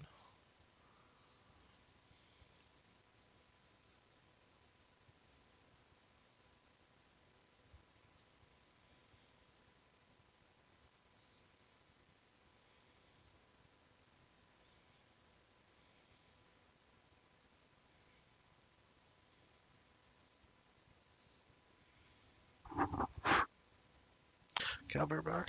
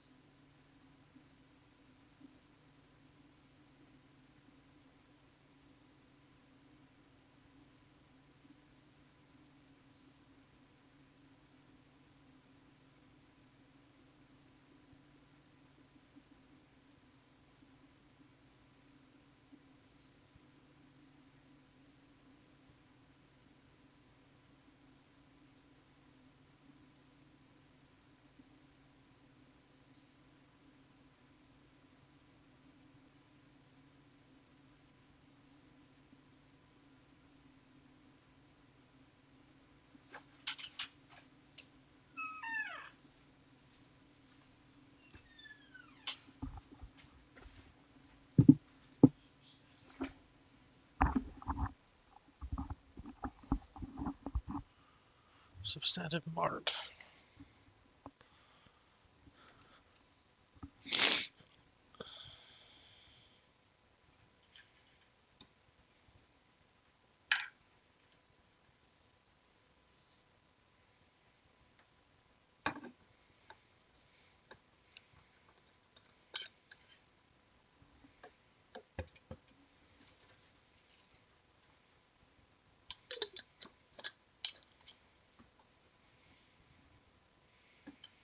What the fuck does this mean?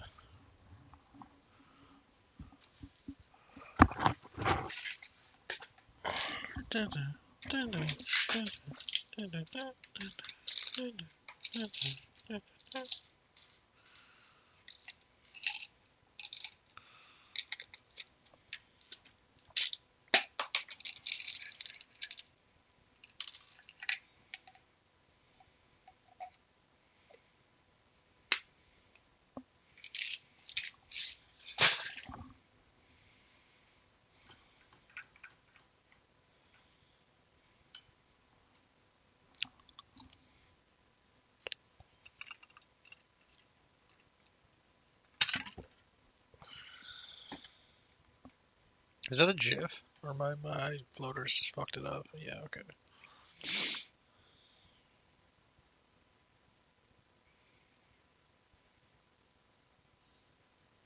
Anxiety or depressive symptoms worsen your mood, cause mood swings and irritability. The addiction can hold back a dam of bottled up negative feelings that's ready to crash into you and the people around you at any time, until eventually it doesn't work anymore. Especially during a mental health crisis, weed can make things much worse for you. On the flip side, there's research that shows that addicted people who give up weed experience a noticeable improvement in their mental health. Here's the thing.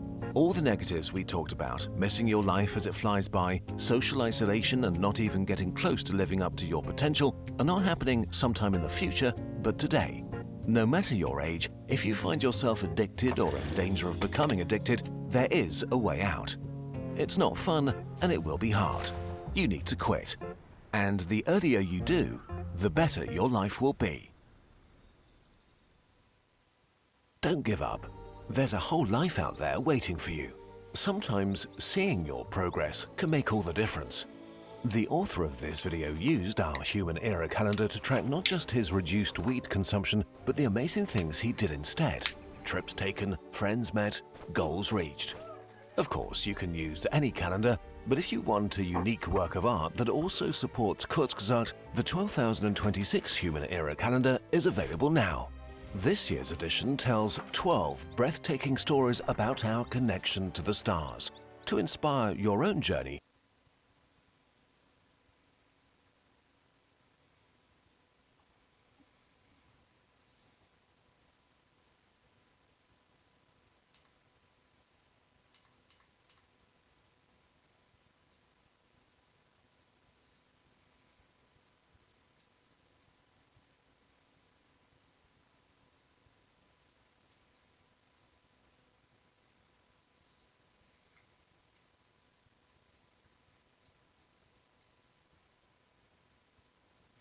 Bitches ain't shit but hoes and tricks. Lick on these nuts and suck the dick.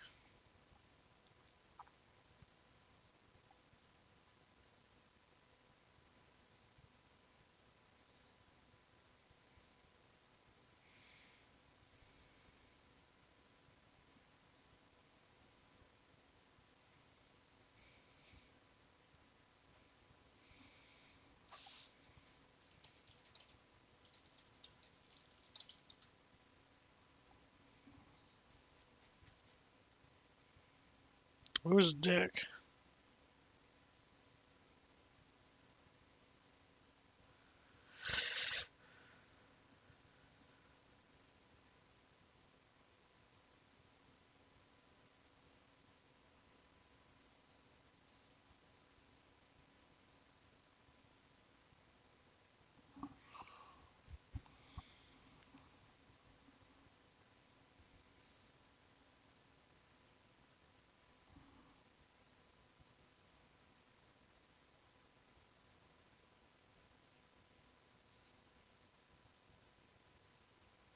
Does she not have her bottom teeth?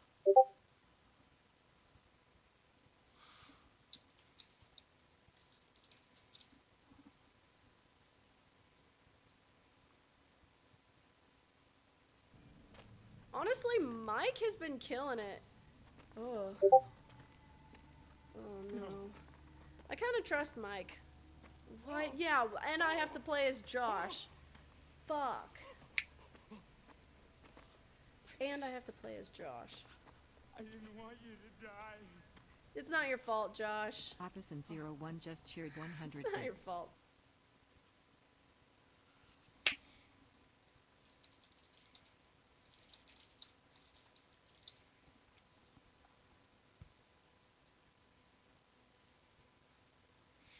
Bitches ain't shit but hoes and drinks.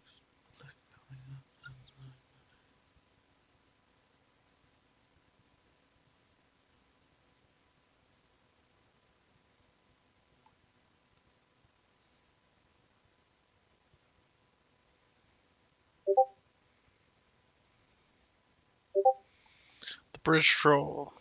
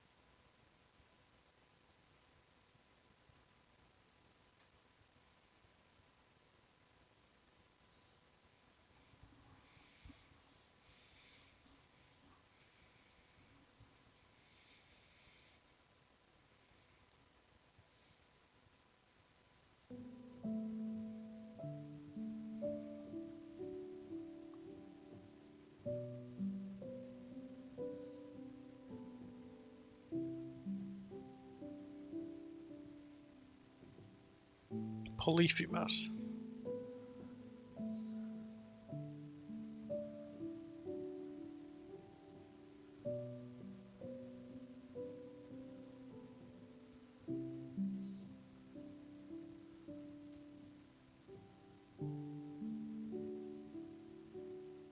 Really?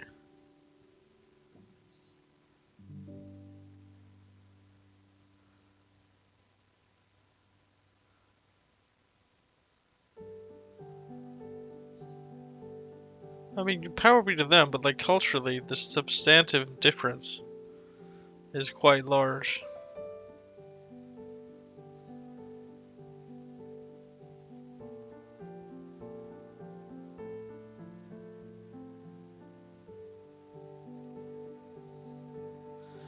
Madge.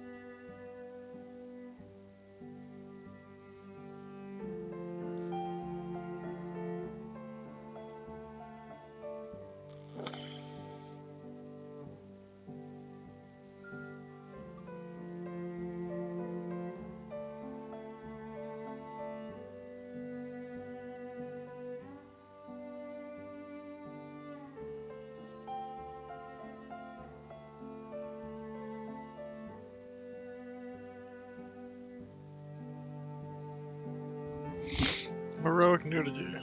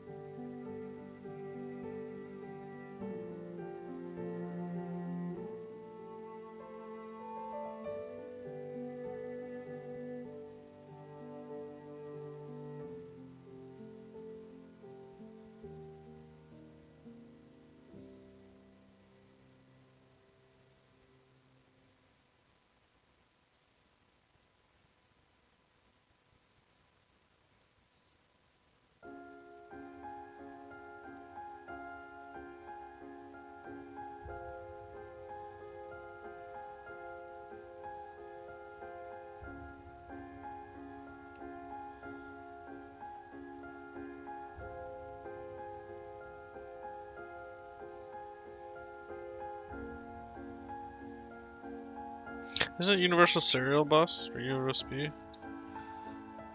Universal Serial Bus, yeah.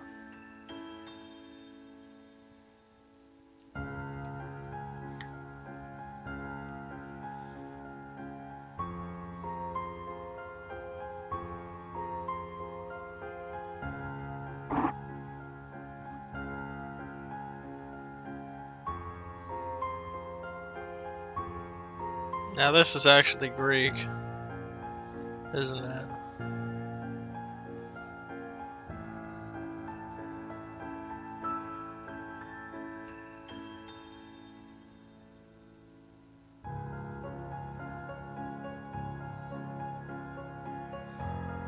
It's funny how far we've gone.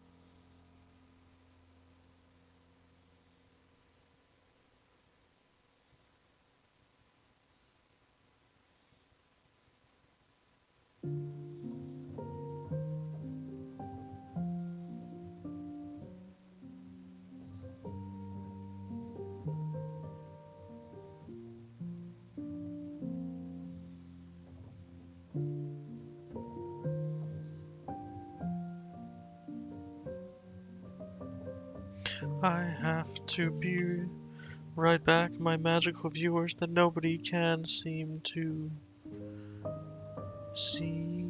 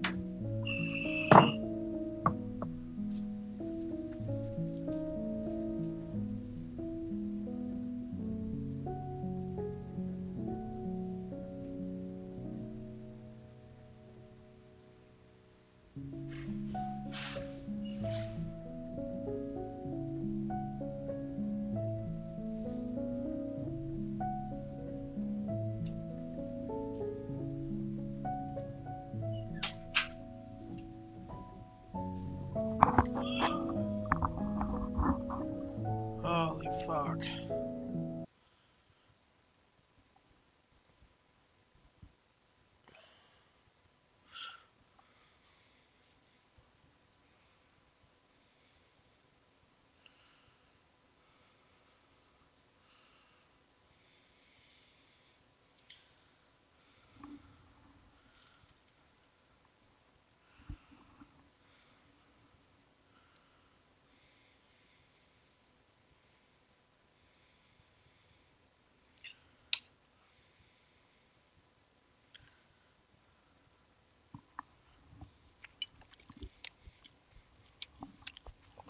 and how many compliant social learners you have depends on the variability of the environment. If it's a rapidly changing environment, like we talked about last class, then it actually calls out for more individual learning. because you have to keep updating your techniques for this changing environment. If the environment's more stable, then what people previously learned 2, 3, 4 generations ago is still valid now, more or less valid. Now, interestingly, this might be one of the explanations as to why you tend to see a difference in conformity and collectivism versus individualism between the East and the West. The East, East Asia, India, that kind of place, had less environmental variability than you saw in the places we associate with the traditional West, Europe. And because of that, the cultural values may have weighed social learning versus individual learning, may have weighed conformity versus individualism and maverickism differently. And in certain circumstances, that's going to offer different costs and benefits. So the United States, in particular certain parts of the United States, say California, have really benefited from very creative people who've been willing to step outside the box, to not conform to the way people are doing things, and to think creatively and strike out in radically new ways. That can be very good, and the US has benefited from that situation. But there's other situations in which conformity and compliance and obedience actually might be more helpful. Now, this is something we're going to return to in the last week of the class, when we talk about the eventual direction, multiple directions in civilization, as well as in the past few centuries, rather than talking about the scale of tens and hundreds of thousands of years. All right, the last thing that I wanted to talk about is, despite the value of these mavericks, what the dual inheritance model and what cultural evolution teaches us is how much of a collective enterprise human intelligence is. In Joe Henrich's previous book, The Secret of Our Success, a wonderful book, he talks about how the fruits of cultural evolution are directly proportional to the population size. The larger and more integrated the population of a community is, the more cultural innovations they're able to produce. And as was mentioned in the Boyd paper that you guys read, once a culture falls below a certain population threshold, like which happened with Tasmania when it was cut off from the rest of Australia, they tend to lose their cultural innovations. And what that suggests is that human accomplishment in cultures is not built on individual genius, but it is produced by the small incremental contributions of average people that aggregate up over 100 generations or 1,000 generations.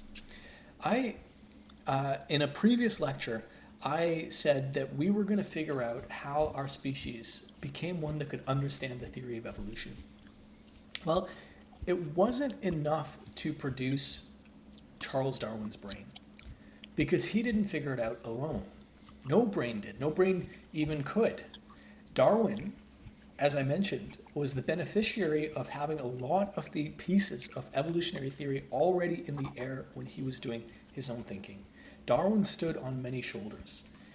He stood on the shoulders of his grandfather Erasmus Darwin, and on the shoulders of Thomas Malthus and Lamarck and Immanuel Kant, and countless other small contributors whose names have been forgotten to history, but whose small contributions actually were necessary to build that greatest idea to ever pass through a human mind. And that's actually how the theory of evolution was produced. It was a cultural innovation. It was a cultural production rather than just the product of a single mind. And that's how really anything man-made is produced. That's how this mouse is produced. That's how the little love machines that we call dogs have been produced by breeding decisions by millions of individuals over 15,000 years. That's how societies are built. They're not the product of these singular lone geniuses who push the whole society forward in terms of these quantum leaps. Instead, they are millions of hands and millions of minds all adding their little brick into this collective enterprise. Everyone contributes to and benefits from this grand human project.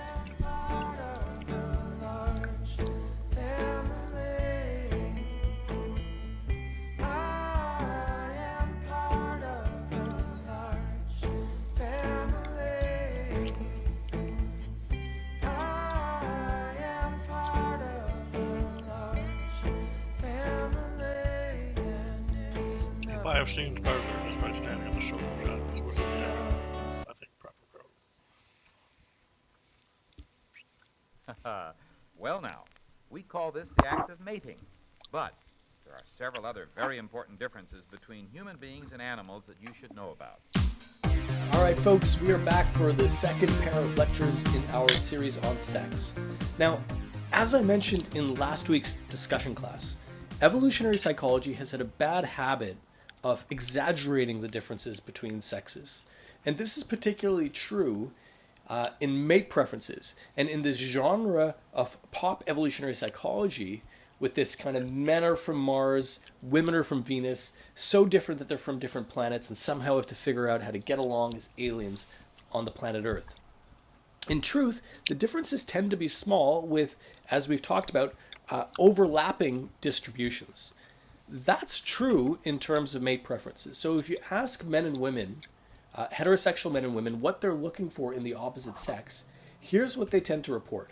So the top 5 things that men report looking for in female romantic partners are intelligence, good looks, humor, honesty, and then good looks again. And for women, it's humor, intelligence, honesty, kindness, values, good values, and then if you were to ask for number 6, it would actually be good looks. And so you see that there's actually quite a bit of overlap between these reported mate preferences. When evolutionary psychologists talk about sex differences in mate preferences, they're not talking about the most important things to men and women. They're talking about the most gendered things, the things where you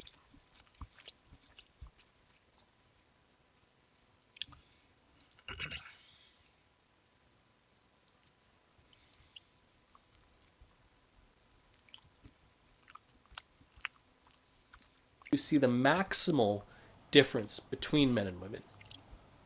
And the 3 that are often talked about are the 3 that we're going to talk about today. And those are differences in age, with men preferring younger female partners and women preferring older male partners.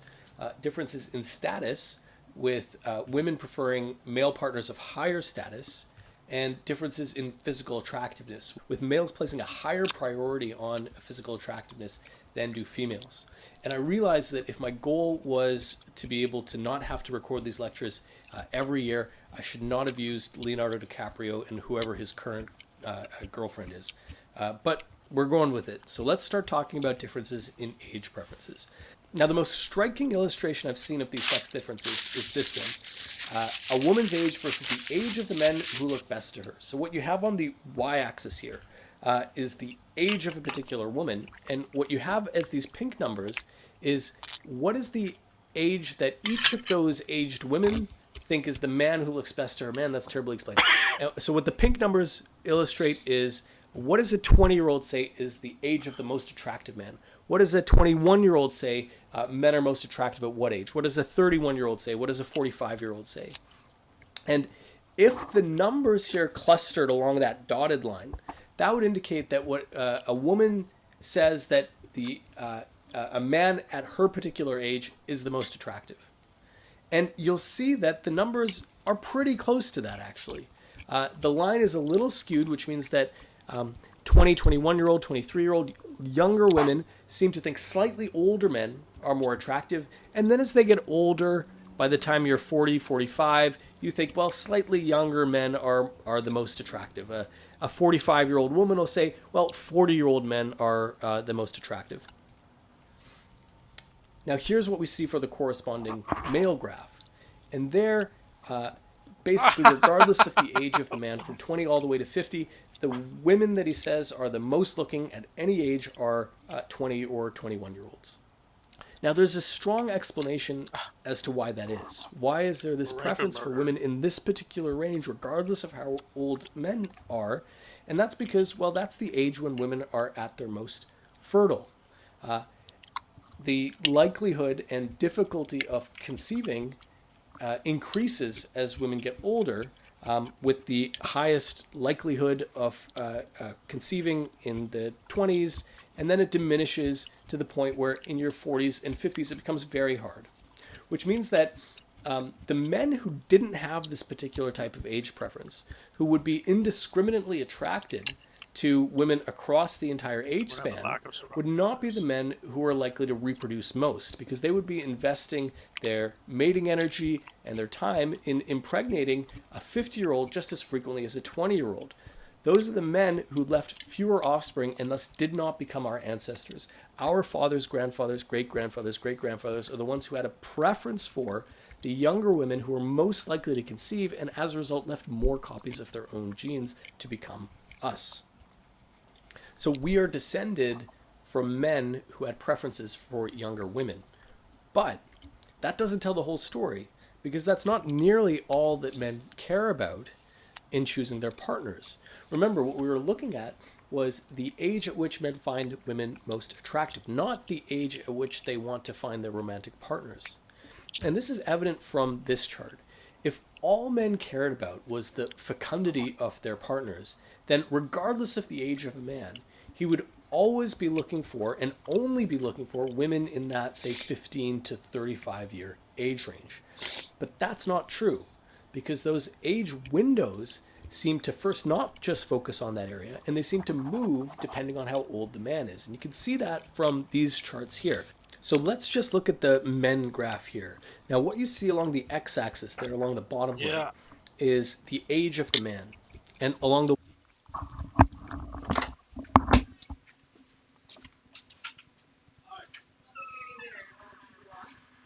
Smells really good though. I know, it's the dark garlic ribs.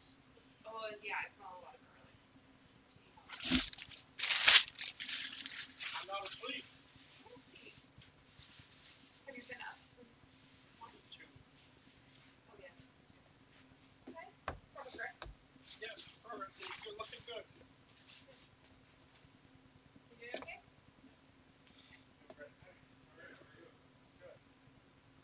Okay, well. Yeah, you do look more alive. Good. Okay, enjoy your dinner. I don't want to miss it. See you later.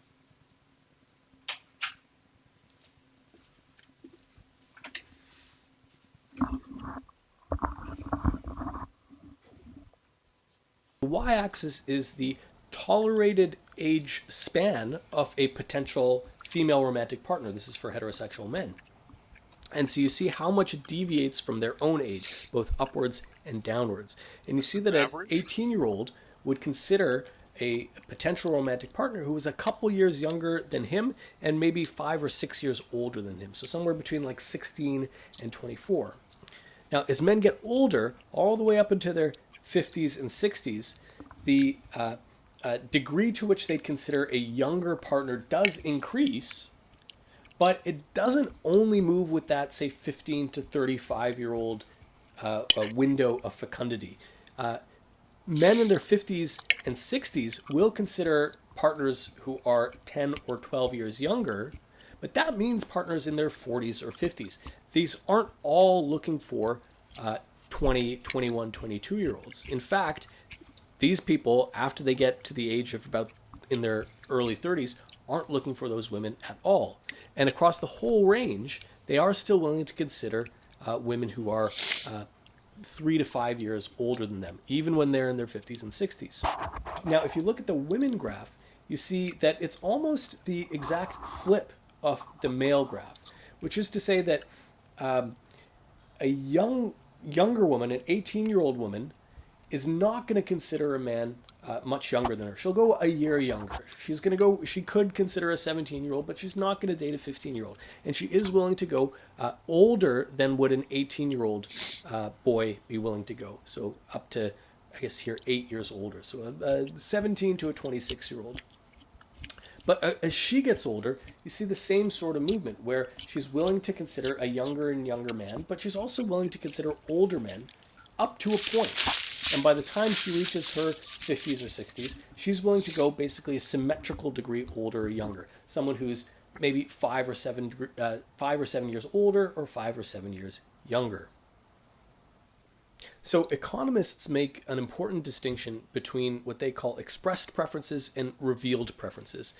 Expressed preferences is what we say we prefer, whereas revealed preferences is what our behavior actually indicates we really do prefer. So if you say that I prefer to eat healthy, that's your expressed preference. But then if I track everything that you eat and I kind of look over your shoulder when you're at a restaurant, I see that you order burger, then whereas revealed preferences is what our behavior actually indicates we really do prefer. So if you say that I prefer to eat healthy, that's your expressed preference. But then if I track everything that you eat and I kind of look over your shoulder when you're at a restaurant, I see that you track everything that you eat and I kind of look over your shoulder when you're at a restaurant, I see that you order burger and fries, that's actually your revealed preference. If shoppers say they don't care about the brand of macaroni and cheese that they buy, but then you look at the actual shelves of your supermarket and Kraft Dinner is flying off the shelves and your other brands are just staying there, then that's the revealed preference. What is it that we see for the revealed preference of age preferences in mating? Now, these data are from the pre-Tinder dating app OkCupid. I would love to see data from Tinder, Bumble, Hinge, these more modern dating apps. But I spent a lot of time looking for them and I couldn't find any. I assume it's because they're proprietary and these companies don't want to share them. But if any of you do know about these kinds of data from those apps, please let me know. Either you can do so in the comments or let me know in class. But anyways, this is OkCupid. And what you see on this chart is the allowable age range that women report for their potential romantic partners. And what you see is something that actually matches what we saw on the previous slide very closely. Younger women will not consider men much younger than them, but they will consider men 6 or 7 years older than them. And that 6 or 7 year range above their age range stays pretty consistent as they get older.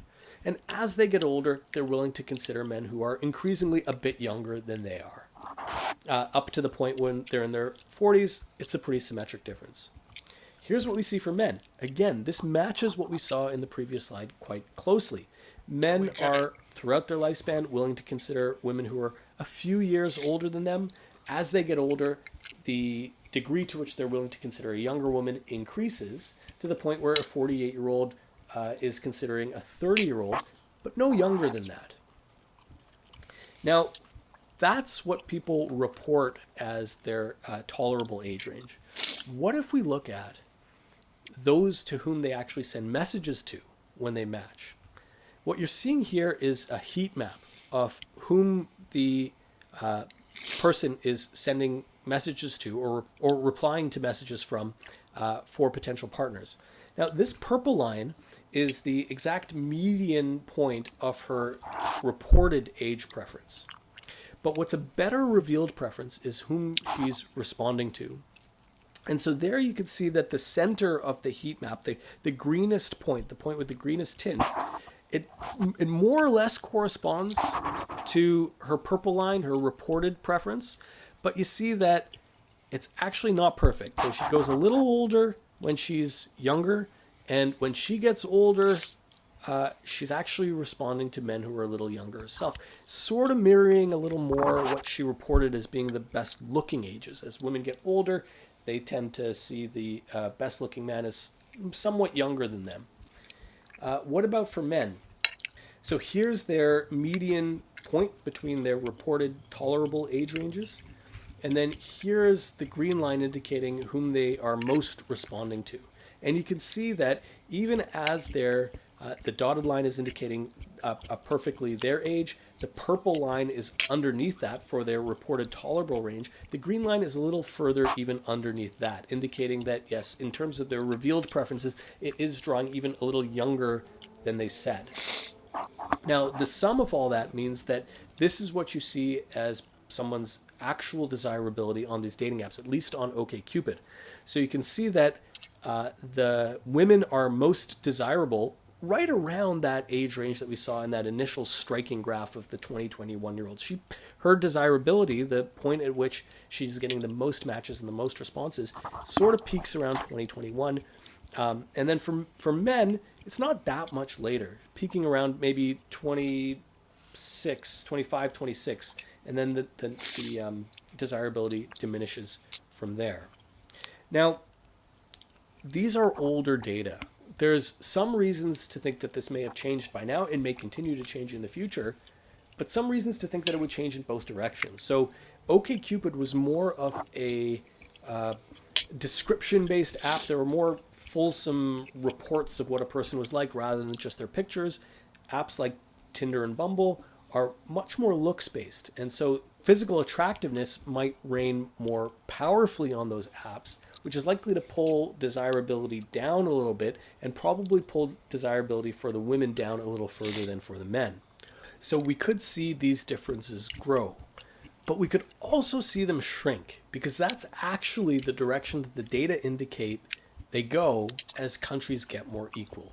So let's turn to that now. So this is a study that came out just a few years ago. It's a replication of really one of the seminal studies in evolutionary psychology that was done by David Buss. It was described in some of your readings. This paper also has David Buss. You see him as the third author there. But look how many authors this paper actually has. This is a massive piece of work. 45 countries, looking at mate preferences across 45 countries, including almost...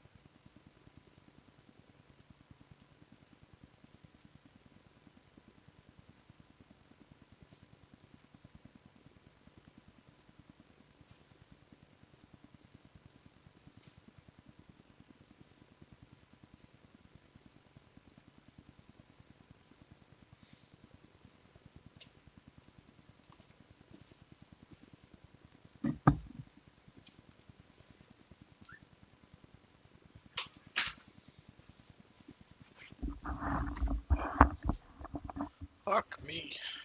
15,000 participants. And among the things they asked people is, what is the age of your actual partner? Again, this is revealed preferences. These are people's actual partners, not what they prefer, but who they actually partner with. And there you see something that corresponds to what we've been seeing, which is that females have partners who are slightly older than them. That's what the blue line indicates. Their partner is reported to be a few years older than them, and males report that their partners are a few years younger than them. And as they get older, their partners end up being increasingly younger than them. But look what we see here, which is that along the x-axis, that's as countries get more gender equal. So the countries that are in the negative zone are have less equality than average. The countries that are above zero have more equality than average. And you can see that those gender differences, again, actual partners, not whom they report preferring, the actual age differences between partners shrink. So we could expect that as countries move towards increased gender equality, these age differences are going to shrink, and potentially shrink considerably. But that is not the case with the other two sex differences that we set out to talk about. And those we can call the big two. Sex differences in preference for physical attractiveness and for status. So this chart here is from the same paper, and they looked at these 6 key things that people tend to look for in their romantic partners: health, kindness, intelligence, physical attractiveness, good financial prospects, and age choice. And what you see for the first 5 of these, for the dots that are to the right of the line, that indicates that men place a larger premium on those. And for everything to the left of the line, women place a higher premium on those. And so you can see actually for almost everything, women are placing a greater premium. They tend to be, as we talked about, more choosy. For physical attractiveness, men tend to be more choosy. For good financial prospects, women tend to be very much more choosy. It's something that they tend to place a lot of weight on and men place little weight on. And then age choice is calculated a little differently, but that shows what we've been talking about so far, which is that in relationships, men tend to be older and women tend to be younger. But the key bit is this table on the right, which shows the results of a statistical model that are looking at how much these things differ based on the gender equality of the country. And so, as we were talking about on the previous chart, if you look at age difference, that's the one right there at the bottom, the p-value is significant. It's less than 0.05, which indicates that there is an effect of gender equality on this difference. As gender equality goes up, the difference tends to shrink. But if you look at the top 2, good financial prospects and physical attractiveness, you see that the p-value is not significant, which indicates that there's no evidence that the sex difference there depends on the gender equality. As countries become more equal, we don't see a difference in the degree to which women place a higher priority on good financial prospects than do men, and we don't see a difference on the degree to which men place a higher premium on physical attractiveness. So unlike with age differences, we don't see a shrinking of the sex difference for the big 2. So let's go a little deeper into this. And I want to look at this paper, which is a few years old, but it did a massive analysis. Over 20,000 heterosexual participants between the ages of 18 and 65 across a huge host of countries again. And one of the interesting things that it found is that women are more likely to be able to imagine themselves marrying somebody who they don't consider good looking. To be fair, it's minorities in each case, but just under half of the women said that they could imagine marrying somebody who they didn't find good looking, whereas only a third of men admitted that. But what's more interesting is how culturally invariant this effect was. So what you see here is all the countries that they tested in. So along the x-axis, you see going from Argentina all the way down to Venezuela. And then on the y-axis, what you see is the mean ranking of how important good looks was compared to a host of other variables. The lower the ranking was, that means the closer it was ranked to number 1, that being the most important thing. So lower means good looks matters more. And what you see is a pronounced sex difference. So the dotted line up top, that is what women ranked. And the solid line, which I've highlighted in blue here, is what men ranked. And what you see is that there is cultural variability. This is affected by the culture. These lines go up and down. But what you also see is that there is no country where women seem to care more about good looks than do men. And that's illustrative of something that we tend to see over and over again, which is a profound sex difference on the importance of this particular dimension. So what actually determines what's considered physically attractive in women? Now, obviously, there's a lot of cultural variation in this. There are things which have been in style or in fashion or appreciated at some times and not others, in some places and not others, but there do seem to be certain things which are considered universally attractive, which are attractive across time and space, across cultures and history. And these can be split into facial things and body things. And I don't want to spend too much time on this because this is probably stuff that you've all heard before. It pervades our cultural discourse. Evolutionary psychologists tend to spend an embarrassing amount of time talking about this stuff. That and the female orgasm, they're things they're just obsessed with talking about. But let's get it over with as quickly as we can. So in terms of what determines facial attractiveness, the two characteristics are generally symmetry and gender typicality. Now, gender typicality for women tends to boil down to cues of neoteny, which is really just cues of youthfulness, again conveying fertility. And for women, that tends to be big eyes, full lips, small chin, small nose. I asked ChatGPT to make me a mock-up of what that would mean, and it's something like this. Its mock-up of what an attractive man looks like would be something like this. Now, Personally, these have a bit of an uncanny valley feel to them, so they kind of creep me out, but you kind of get the idea.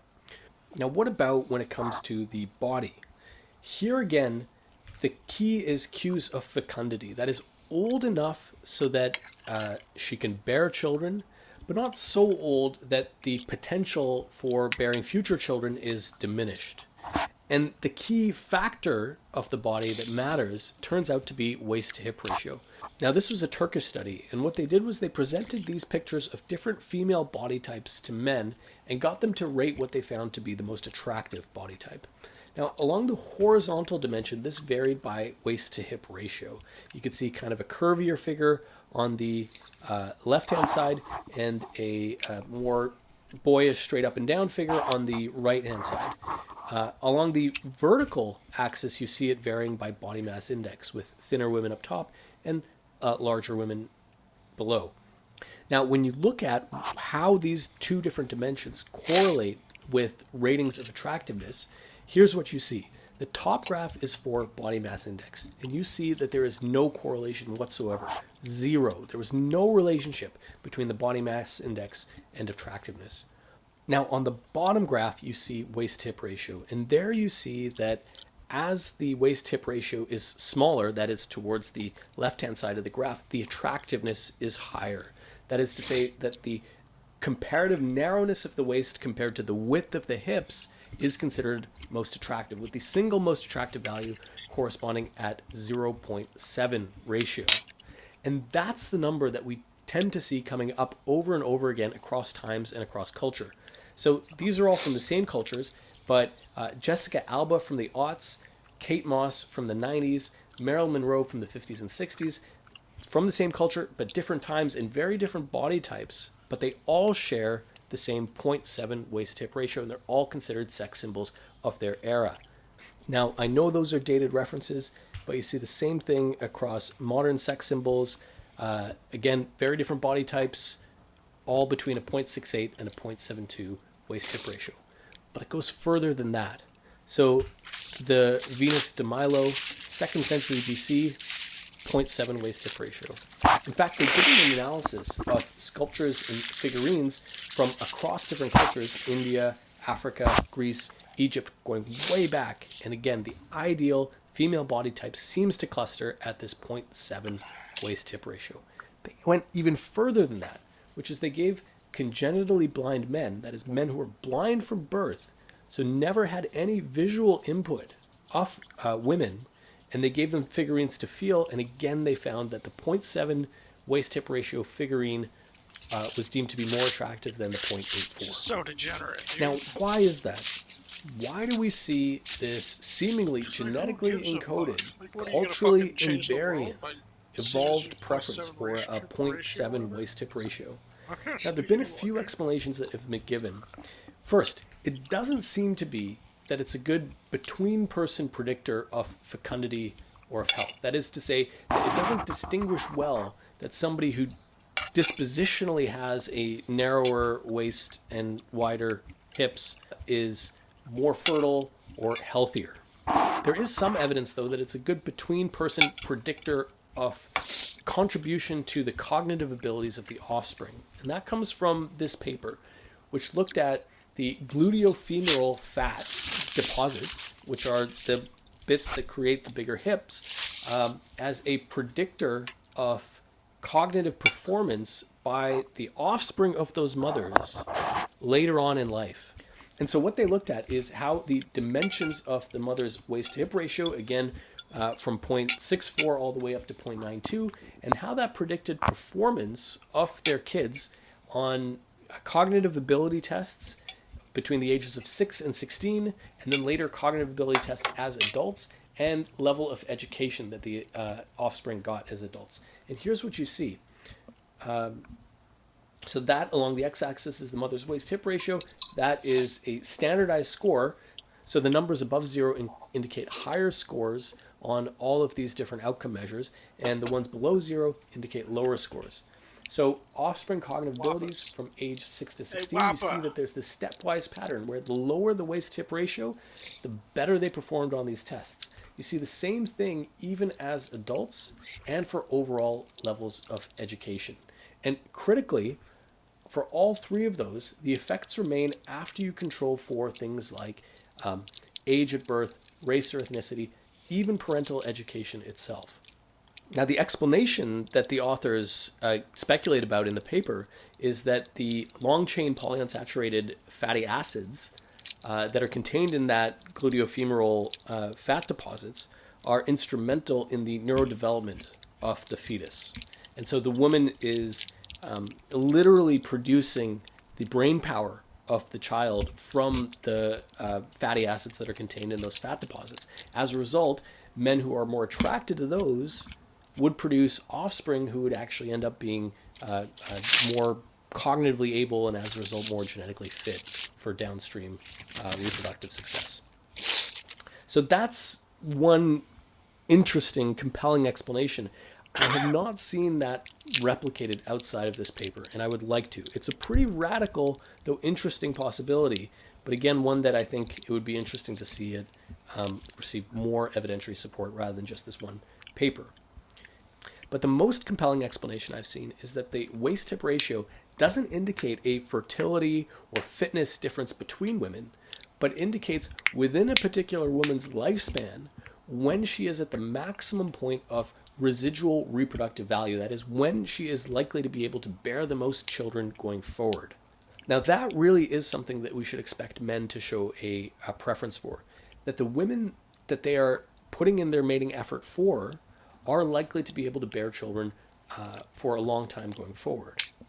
Men who were indiscriminate about that, who didn't have that preference, might find themselves putting mating effort into women who only had a few more children left to bear, if any, or who were already pregnant.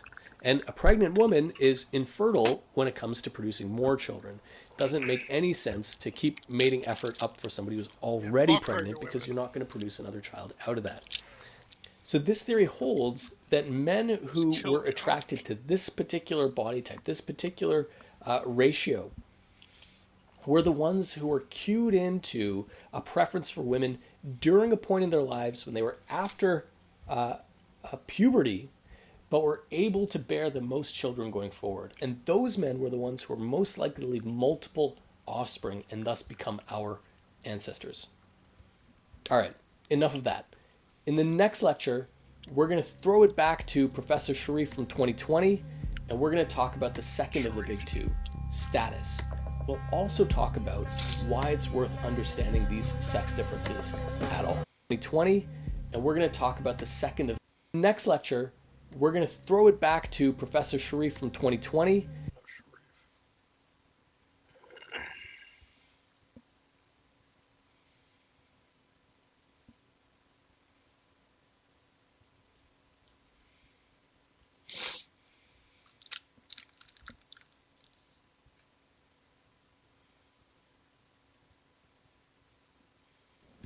All right, let's now turn to a status. Oh wow, he did have one fucking shot at it.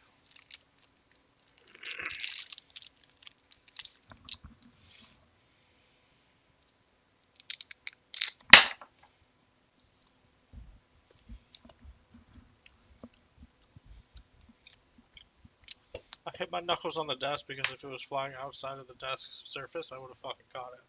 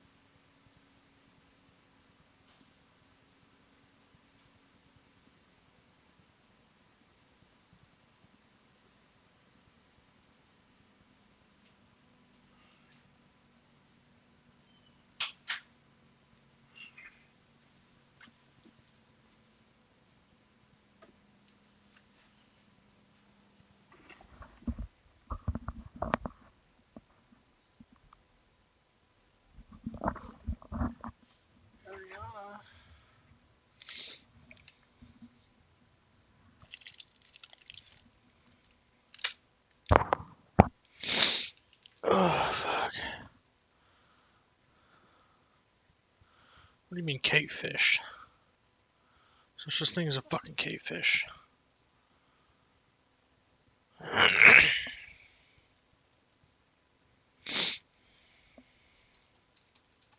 But there is.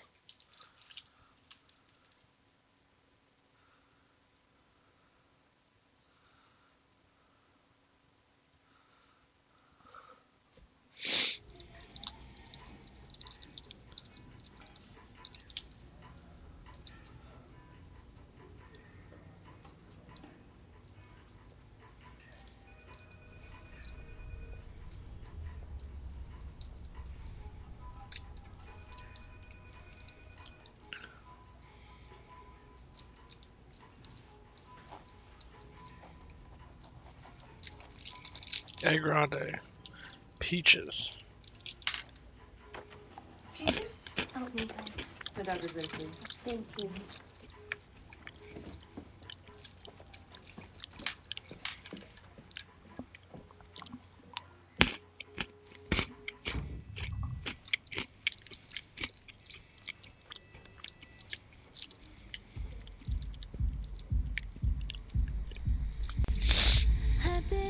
Who rhymes collaboratory with laboratory?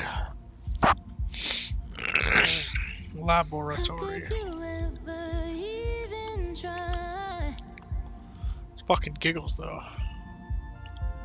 I don't wanna tiptoe, but I don't wanna hide, but I don't wanna Dr. Jungle and Mr. Hyde. Just wanna let this story. So they put him on a pyre and burn his memories. Could rub Sire, but it's not the theme. You cling to your papers and pens. Wait until you like me again. Wait for your love. I'll wait for your love. Cars. Me and my truth, we sit in silence. Violence. Baby girl, it's just me and you. 'Cause I don't wanna argue, but I don't wanna bite my tongue. Yeah, I think I'd rather die. You got me misunderstood, but at least I look this good. We can't be friends, but I'd like to just pretend. That's going in the trash.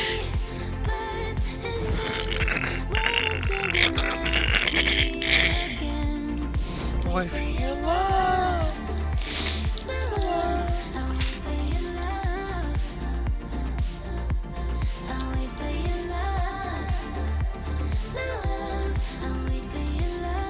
So wait for love? It's not a wait for your love? What the fuck is this? Oh, walkers. I can't juggle. Fuck. That's so embarrassing. I can't juggle.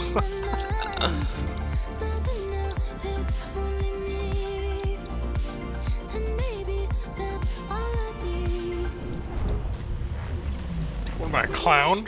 Can't be friends, but I'd like to just pretend. What about You that? cling to your papers and pens. Wait until you like me again. Wait for your love. I'll wait for your love. I'll wait for your love. I'll wait for your love.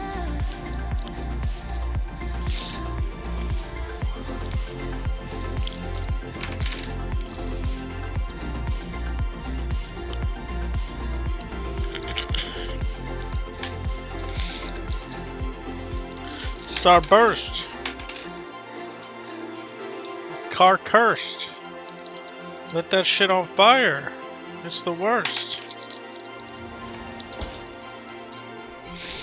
Starfire.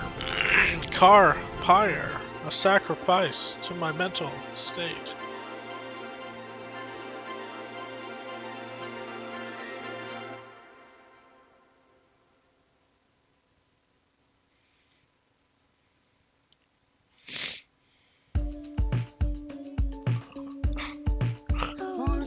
to stay.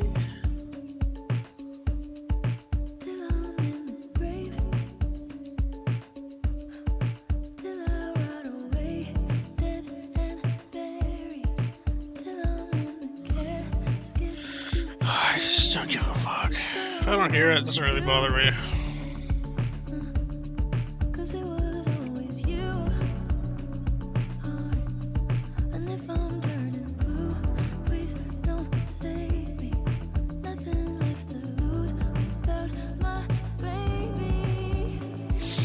Oh, cool.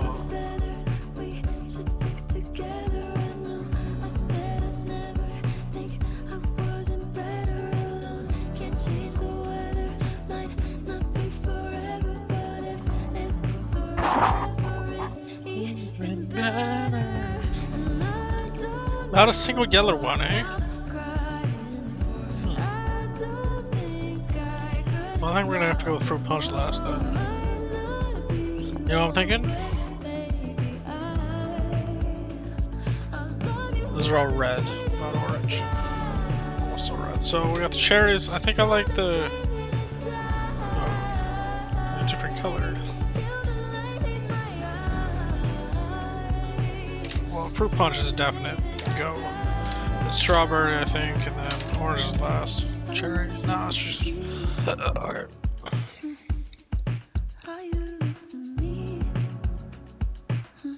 So, first map problem.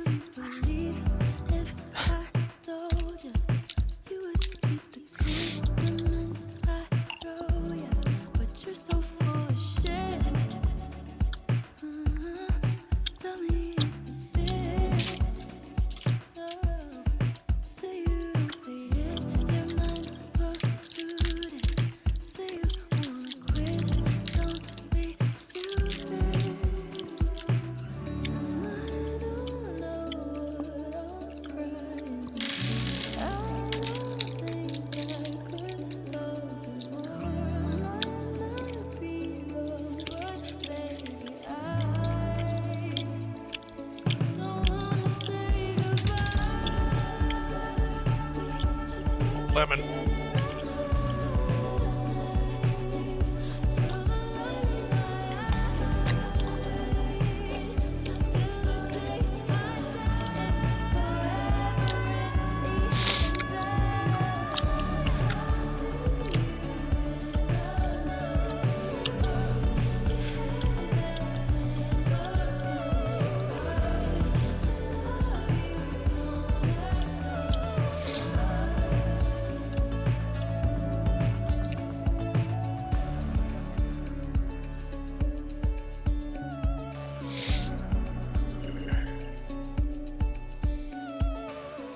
It's like a barn. It's fucking car alarmed.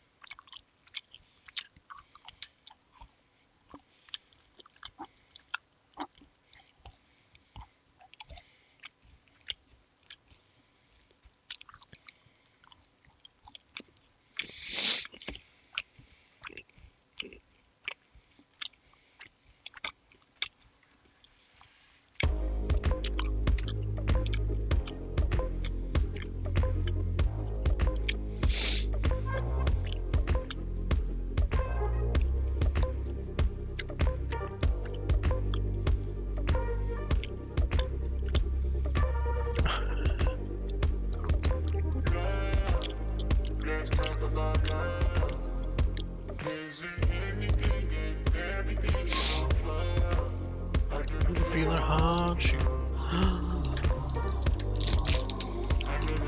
I don't know, maybe the man I am today, which is not necessarily a bad thing, it's not necessarily what I wanted in life.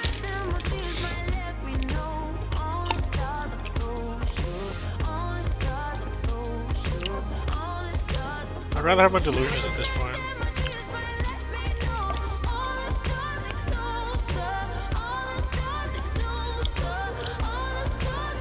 Tell me what you gonna do to me. Confrontation ain't nothing new to me. You could bring a bullet, bring a sword, bring a morgue, but you can't bring the truth to me. Fuck you and all your expectations. I don't even want your congratulations. I recognize your false confidence and calculated promises all in your conversation. I hate people that feel entitled. Look at me crazy cause I ain't invite you. Oh, you important, you the moral to the story. You endorsing, motherfucker, I don't even like you. Corrupt a man's heart with a gift. That's how you find out who you dealing with. A smart percentage you I'm building with.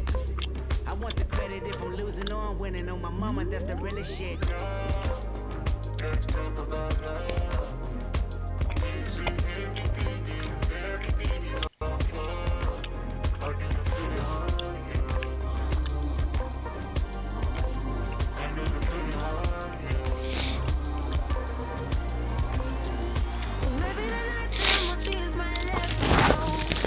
Oh yeah, Lucky.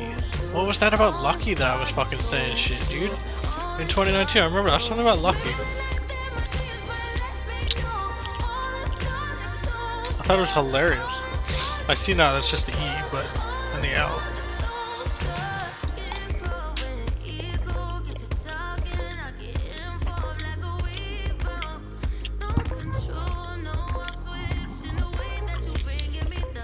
Is it really that fucking basic? God, it pisses me off.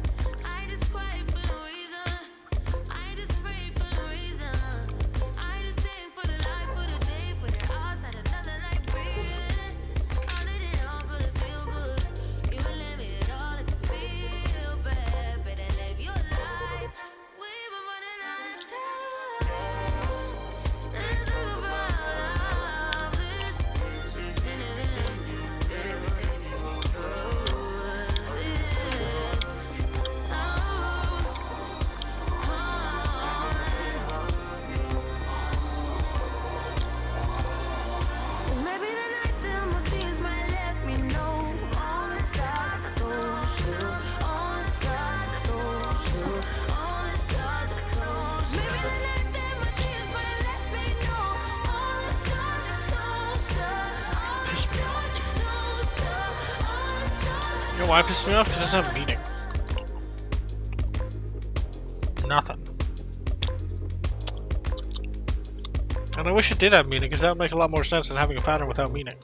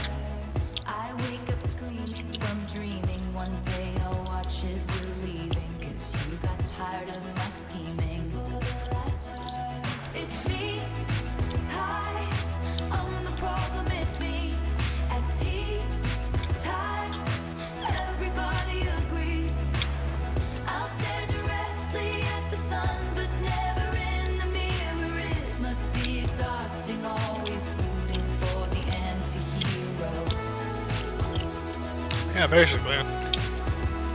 Imagine if there was meaning. Everybody's been lying about it.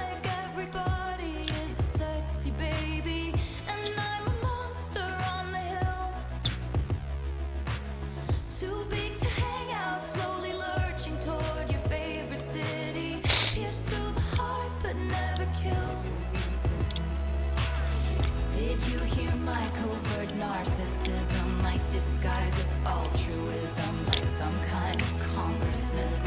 Fuck, that's crazy. I wake up screaming from dreaming. One day I'll watch as you're leaving, and life will lose all its meaning. For the last time, it's me. Hi, I'm the problem. It's me. At tea time, everybody agrees. I'll stare directly at the sun, but never in the mirror. It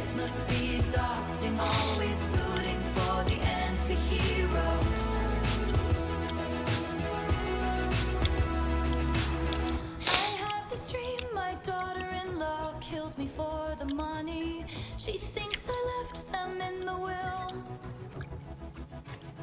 The family gathers around and reads it, and then someone screams out, she's laughing up at us from hell. Famous last words. What does it say? Get into, Preston. She didn't fall off the balcony! She was pushed! I didn't click it. I missed it. Fuck.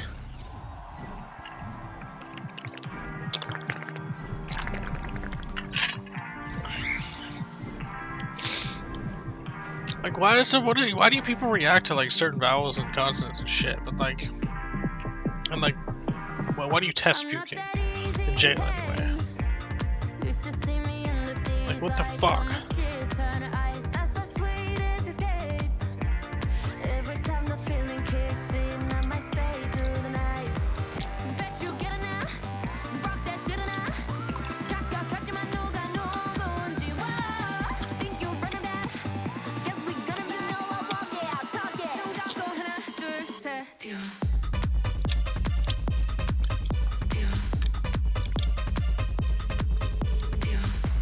It almost hurts my fucking skull when I do that because my brain bashes against my skull. So come up with me, I'll take you high. That prima donna spice up your life. You know I got that shit that you like. So come up with me, run up, Is that not what is like bad about that? I'm already starting and my girls are on the way. Watch me up and up the place. I just learned that. That's not true. Are you not entertained? I ain't gotta explain. I'm with all of my sisters, got him going insane. Yeah, you know we on a mission. All gas, no brakes. Yeah, breaking out of this system, breaking out of this cage. Yeah, that you get enough, ain't that did enough? Some guy needs to man who can look. Fuck, why can't I do it anymore?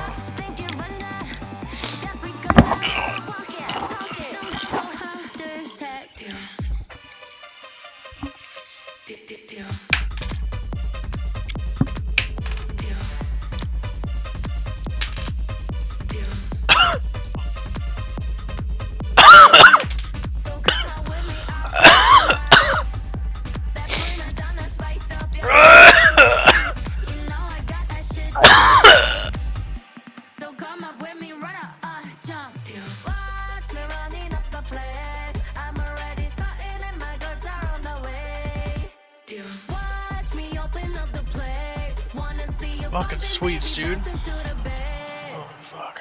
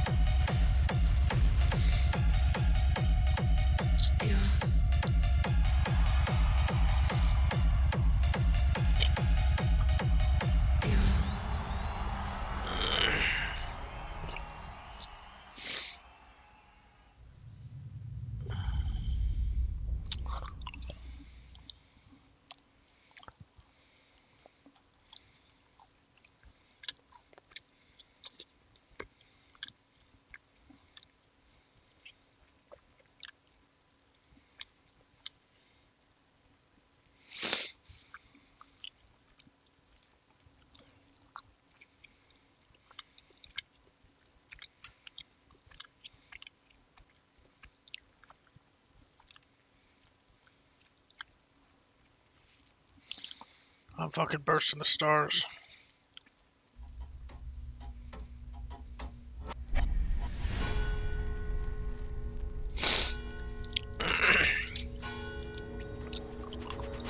Six, seven. I'm fucking happy. Just a little more time is what would have made you a believer. Would have shown you what it's like every single night.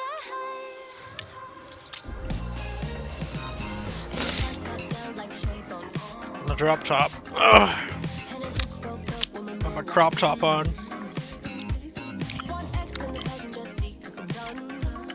Oh, what?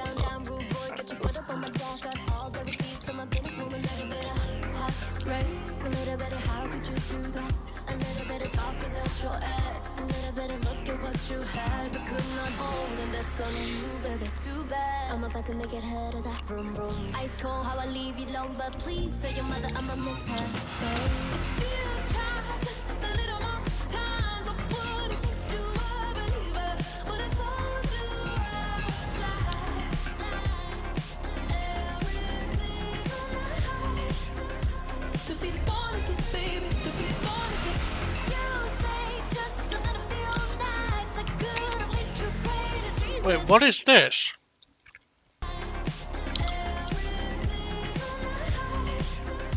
To be born again, baby, to be born again.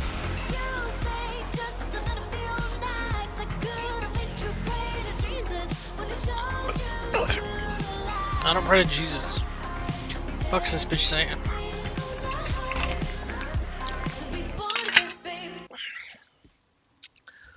I will preface this message with the fact that I'm schizophrenic. I'm schizophrenic. To be born again, non-believer, you pretend from Double the negative. start, can't give back. Nice to leave ya, but I would be a fool not to ask. Do your words and gospel to you now? Keeping you strong, choosing to carry on like I want. Too many lies won't be wrong. So set your pop tags on my shopping spree. Stay mad when I show them all the long receipts. They laugh at you, crash out like a comedy. I can't be a sugar mom, get a job for me, said. Well, let go, let me live happily forever after more. I hope you learn something from a little fiasco. You played the game smart, letting little me pass go. 'Cause if you try just a little more time, so what? I made you a believer, would it show you what it's like every single night to be born again, baby, to be born again. If you stayed just another few nights, I could have made you pray to Jesus, would have sold you to the light every single night to be born again, baby, to be born again. Cinnamon, the way I'm getting rid of him, I'm only gonna make you need religion at the minimum. And I'ma do it diligent, I'm looking for a synonym. I'm trying to find out words to tell him I ain't even feeling this. That love I'll never be deficient in. But see, you could wake up and take me like a vitamin. I learned the hard way to let go now and save my soul.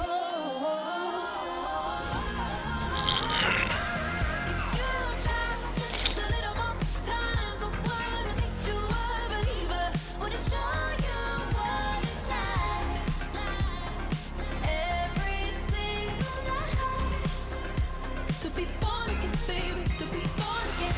You stay just a little That's good notation. I equals the integral or something. pray to Jesus, would it show you to the light every single night to be born again, baby, to be born again, baby, to be born again, to be born again, baby, to be born again, baby, to be born, oh baby, baby, to be born again, to be born again, baby, to be born again.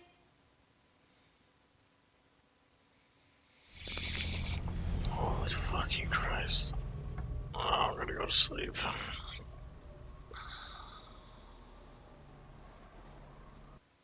You right here. You're like the only thing that I see. It's crystal clear, and I want you to Clear. That's a good one. I don't actually connect that one. want you to name it. I do want you to make it yours. It's like supernatural skies, but it's to me. But I don't mind it. Let me check this. Let me check this real fast.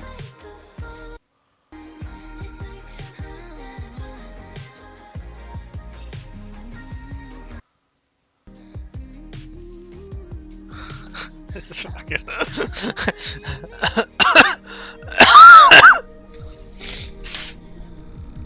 Oh, yes, aliens.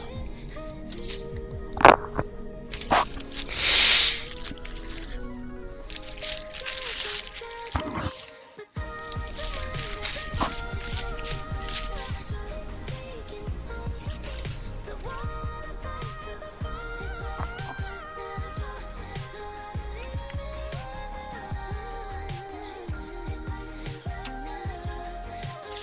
Alright, I'm piecing the fuck out. Aliens got me, and I'm praying to Jesus, but Jesus ain't real. So the aliens are real, and simulation's real. Simulation Jesus is real, though. That's a good tweet.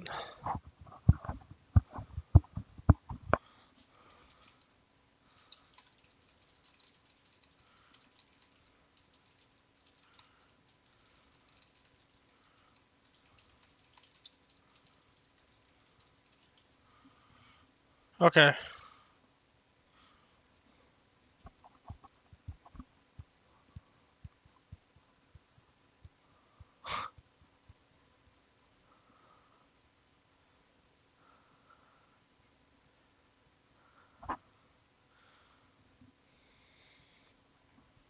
And where's alien Jesus who will save us from the aliens, or perhaps be an alien who is Jesus?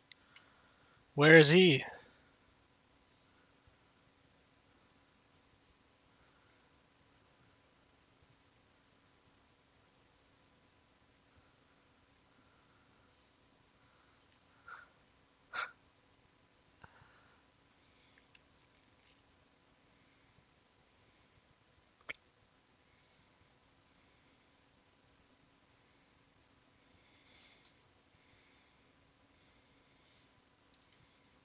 Okay, I'm going. Fuck all y'all. Fuck all y'all.